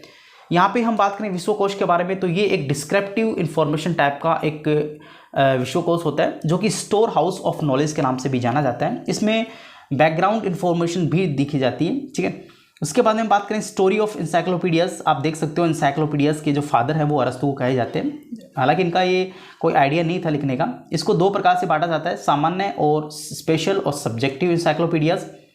जर्नल इंसाइक्लोपीडियाज़ में आप देख सकते हैं इंसाइक्लोपीडिया ब्रिटानिका है, ये थोड़ी इंपॉर्टेंट है, इसको आपको पढ़ना होगा। इंसाइक्लोपीडिया ब्रिटानिका जो है वो 15वें संस्करण में पहली बार 1974 में 30 खंडों में पब्लिश किया गया था। 30 खंडों को बेसिकली 3 भागों में बांटा है, जो कि माइक्रोपीडिया जो कि 12 भागों में है, प्रोपेडा जो कि 1 भाग में है, मैक्रोपीडिया जो कि 17 भाग में बांटा है। सबसे पहले एनसाइक्लोपीडिया ब्रिटानिका जो है वो यहाँ पे शिकागो के अंदर 1768 में इसका स्थापना की गई थी। बेसिकली 3 खंडों में इसको पब्लिश किया गया था 1768 में। आगे हम बात करें नेक्स्ट, अगर बात करें 1985 में इसमें इंडेक्स को भी जोड़ दिया गया, जिसमें 2 खंड और 32 वॉल्यूम्स में इसको रखा गया और 4 भागों में इसको बांटा गया है। अगर बात करें विश्वकोश के सभी भागों की, जो कि 4 भागों में बांटा गए थे, सबसे पहला भाग आप देख पा रहे हैं, 1 मिनट यहाँ पे देखें, सबसे पहला भाग आप देख पा रहे हैं माइक्रोपीडिया जो कि 12 वॉल्यूम से बांटा गया था, मैक्रोपीडिया जो कि 17 वॉल्यूम से बांटा गया था, प्रोपीडिया जो कि 1 वॉल्यूम से बांटा गया था, इंडेक्स जो कि 2 वॉल्यूम्स पे। तो इस प्रकार से विश्वकोश को टोटल 4 भागों में 32 वॉल्यूम्स में इसको बांटा गया था। 2012 में इसका प्रिंट करना बंद कर दिया गया था, क्योंकि कंप्लीटली इसको ऑनलाइन या PDF माध्यम से इसको दिया जाता है। माइक्रोपीडिया हम बात करें व्यक्तिगत स्थान वस्तुओं के वर्ग अनुसार व्यवस्थित किया जाता है। बेसिकली इसमें रेडी रेफरेंस सर्विस भी आप इसको कह सकते हो। रेडी रेफरेंस सर्विस माइक्रोपीडिया को शो करती है। 12 खंडों में इसको पब्लिश किया गया था। उसके बाद में मैक्रोपीडिया की बात करें, ये डेप्थ ऑफ नॉलेज को शो करती है, जो कि 17 खंडों में इसको विभाजित किया गया है। प्रोपीडिया जो कि आउटलाइन ऑफ नॉलेज को यहाँ पे पब्लिश करती है, जिसको 1 भाग में हमने विभाजित किया है। उसके बाद आंग्लो भाषा में प्रकाशित यह सबसे पुराना विश्वकोश कहलाता है, जो कि समय समय पे संशोधित संस्करण के माध्यम से इसको पब्लिश किया जा रहा है। उसके बाद में थोड़ी और जानकारी आप देख लें, ये पढ़ लीजिएगा। आगे इंसाइक्लोपीडिया अमेरिका की बात कर लेते हैं, जो कि इंग्लिश में पब्लिश किया गया था। सबसे बड़ा सामान्य विश्वकोश के रूप में इसको जाना जाता है। 1829 से फ्रांसिस लेबर के द्वारा इसको पब्लिश किया गया था 13 संस्करण में। 1945 में ग्रोलियर के द्वारा विश्वकोश खरीदा गया था, ये भी ध्यान रखें। उसके बाद में ये 30 संस्करणों में इसको विभाजित किया गया था स्कॉलिस्टिक कॉर्पोरेशंस के द्वारा। अगर हम बात करें अमेरिकन एनसाइक्लोपीडिया अमेरिकन के बारे में, सबसे पहले न्यूयॉर्क सिटीज़ में 1976 में 3 खंडों में पब्लिश किया गया था। उसके बाद अमेरिका विश्वकोश, जर्मन विश्वकोश जो ब्रोकस है, कंसोर्टियम कन्वर्जेशंस है, उसके रूप में फर्स्ट एडिशन फ्रांसिस लेबर के द्वारा पब्लिश किया गया था। 2006 में अंतिम प्रकाशन इसका किया गया था। 2008 में इसको ऑनलाइन रूप से इसको संचालित किया जा रहा है। 1996 में ऑनलाइन प्रकाशित किया गया। 1995 में CD वर्जन इसके दिए गए। उसके बाद में स्पेशल और सब्जेक्ट इंसाइक्लोपीडियास आप देख सकते हो, जो आपको इनको पढ़ लेना, ठीक है। इसके बाद में मैग्रे हिल है, तो इसका उसके बाद में बायोग्राफिकल शॉर्ट्स हैं, जो कि जीवनी से संबंधित हैं, यानी किसी भी व्यक्ति की लिखित जीवन संग्रह से संबंधित हैं। बेसिकली इनको 3 भागों बांटा है, यूनिवर्सल, नेशनल, सब्जेक्ट, इनको 3 भागों बांटा गया है। यूनिवर्सल बिब्लियोग्राफी की बात करें, जो कि ये एग्जांपल्स हैं, जिसमें इंटरनेशनल हुज हु यूरोपा, जो कि 1995 में यूरोपा पब्लिकेशंस के द्वारा एनुअली रूप में लंदन के द्वारा इसको पब्लिश किया जा रहा है। बेसिकली केवल इसमें जीवित व्यक्तियों की सूचना रखी जाती है, जो कि विश्व के प्रमुख विद्वान, वैज्ञानिक, शिक्षक, प्रशासक इत्यादि इसमें लिए जाते हैं। करंट बिब्लियोग्राफीज को लेके हम बात करें, 1940 के अंदर न्यूयॉर्क में H.W. विल्सन के द्वारा पब्लिश किया गया था। इंटरनेशनल स्टेटमेंट्स आप देख सकते हो, ज़्यादा इंपॉर्टेंट नहीं है। नेशनल की बात करें तो ये भी आप देख लीजिएगा, नेशनल्स को भी आप पढ़ लीजिएगा, क्योंकि नेशनल से भी आपको क्वेश्चन 1 या 2 देखने को मिल ही जाएंगे, अगर आपका पेपर थोड़ा टफ बनता है तो। नेशनल बिब्लियोग्राफी करंट से लेके हमारे पास में इंडिया हुज हु है और हुज हु इंडिया है। यहाँ से काफ़ी क्वेश्चन आपको देखने को मिलेंगे, ओल्ड क्वेश्चन अगर आपने देखे होंगे तो यहाँ से आपको डायरेक्ट क्वेश्चन देखने को मिलते हैं, तो ज़्यादा इसमें पढ़ने की आवश्यकता नहीं होती, सिर्फ आपको डायरेक्ट रटे लगाने होते हैं। डायरेक्टरीज की बात करें, ये भी हमारे पास में किसी स्थान विशेष के निवासियों से संबंधित होती है, जो कि अल्फ़ाबेटिकली क्लासिफाइड की जाती है, जिसमें 2 टाइप से जनरल स्पेशल रूम में बांट सकते हैं। और ये इसके कुछ एग्जांपल्स आप देख लीजिएगा। स्पेशल डायरेक्टरीज में हम संस्थागत व्यवसायिक रूप से इसको ले सकते हैं। ये हमारे पास में कुछ इसके एग्जांपल्स हैं। जियोग्राफिकल सोर्स की बात करें, भौगोलिक सूचना स्रोत के रूप में इनको देखे जाते हैं। 2 श्रेणी जैसे जनरल रेफरेंस और जियोग्राफिकल रेफरेंस के रूप में बांटे जाते हैं। जियोग्राफिकल रेफरेंस जो है मैप्स है, गजेटियर है, ट्रैवल गाइड्स है, ये सभी इसमें जो है इनके भाग हैं। गजेटियर्स को आप देख सकते हो एटलस का सूचकांक है, जो कि अलग अलग रूप से इसको प्रकाशित किया जाता है। इंटरनेशनल गजेटियर ऑफ वर्ल्ड के आप देख सकते हो, ये भी ज़्यादा इंपॉर्टेंट नहीं है। स्टैंडर्ड्स पैटर्न्स को देखिए आप देख सकते हो। और ये हमारे पास में दोस्तों लास्ट हमारे पास में जो है कंटेंट्स थे। इसके बाद में एक यूनिट्स हमारे पास में लास्ट बच जाती है, जिसमें यूज़र एजुकेशन है, यूज़र स्टडीज़ है। इसको लेके हम बात करेंगे नेक्स्ट, जल्दी आपको इस पोर्टल पे अवेलेबल करवा देंगे। दोस्तों आशा करते हैं आपकी स्टडी काफ़ी अच्छी चल रही होगी। और राजस्थान हाई कोर्ट्स के एग्जामिनेशन जो कि 22 जून को अभी हाल ही में जयपुर जोधपुर में आयोजित करवाए जाएंगे। काफ़ी जो रिवीजन बेसिस अगर हम बात करें तो ये वीडियोस आपके लिए काफ़ी हेल्पफुल हो सकते हैं, क्योंकि ये मैंने काफ़ी शॉर्ट एंड स्वीट्स में आपको वीडियोस दिए हैं, जो कि काफ़ी छोटे भी हैं और काफ़ी आप लास्ट टाइम में इनको रिवाइज भी कर सकते हैं। दोस्तों उम्मीद करते हैं वीडियो आपको अच्छे लगे होंगे। फिर भी अगर आपको किसी प्रकार की त्रुटि, किसी प्रकार के आपके सजेशंस हैं, वो आप कमेंट बॉक्स में दे सकते हैं। अगर आपको कोई चीज़ें इसमें समझ में नहीं आ रही, वो भी कमेंट बॉक्स में दे सकते हैं। अगर आपको इसमें कुछ नया परिवर्तन चाहिए, वो भी आप कमेंट बॉक्स में दे सकते हैं। आशा करता हूँ आपको वीडियो अच्छा लगा होगा। चैनल को सब्सक्राइब करके जाइएगा, अपने दोस्तों में भी शेयर करें। थैंक यू, धन्यवाद।